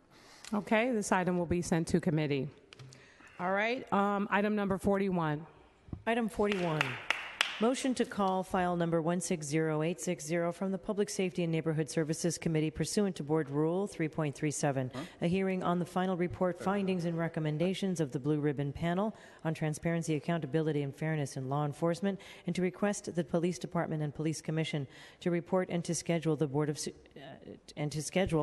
at the Board of Supervisors, a committee of the whole on Tuesday, October 4th, 2016, at 3 p.m. to hold the public hearing. Thank you. Supervisor Cohen? Thank you very much. So the 81 recommendations from the Blue Ribbon Report are of such high importance that I believe the entire Board of Supervisors should be paying attention and listening to the ideas for change that we can make here in San Francisco and think critically about how all of us can collectively work to implement these recommendations so that all of our citizens can enjoy life free of the fear of being targeted by a peace officer. I also believe that we can and must acknowledge that there's a problem, not only in San Francisco, but across the entire country. And I think if we're honest with ourselves, we can turn on the news and we see the level of discord across this nation, whether it be Tulsa, whether it be North Carolina in most recent news, or some New York, LA, Oakland, some places closer to home. When it comes to policing and their interactions with the community, especially when it comes to policing low-income communities and communities of color, I think we need to do a game change. I've introduced a motion to call from committee file number 160806 to hold this hearing as a committee as a whole on October 4th, 2016 at 3 p.m. so that the entire Board of Supervisors can have an opportunity to hear the findings from this incredibly thoughtful and detailed report. And colleagues, I want to acknowledge those of you that are with me, Supervisor Breed, sponsorship, Campos, Avalos, and Kim. Certainly welcome anyone else's sponsorship on this very simple and, quite frankly, a humble motion. I want to recognize the many community members that have been so very supportive throughout this entire process, that have done everything from protesting to schedule thoughtful meetings to organizing within the community. Everything counts. And I finally want to recognize my staff, Mawuli Tubenyo, who's been an outstanding leader on this particular issue, as well as most issues dealing with policing in San Francisco. Thank you. Thank you, Supervisor Cohen. I'm looking forward to our comprehensive discussion on this particular issue next week. Thank you, Felicia Jones and the Coalition for Justice for Mario Woods, and your advocacy for pushing for this particular hearing. And Malia Cohen, Supervisor Cohen, thank you for your leadership on making this hearing happen, and to my colleagues for their support. And with that, Madam Clerk, can we take this item, same house, same call? Without objection, the motion is approved unanimously. Thank you. All right. Madam Clerk, will you please read the in memoriams? Today's meeting will be adjourned in memory of the following beloved individual. On behalf of Supervisor Peskin, for the late Mr. Robert Cornelius McCambridge, also known as Bobby Mack. Okay, colleagues, this brings us to the end of our agenda. Madam Clerk, is there any other item? Are there any other items before us today? That concludes our business for today. Okay, thank you, colleagues. We are adjourned.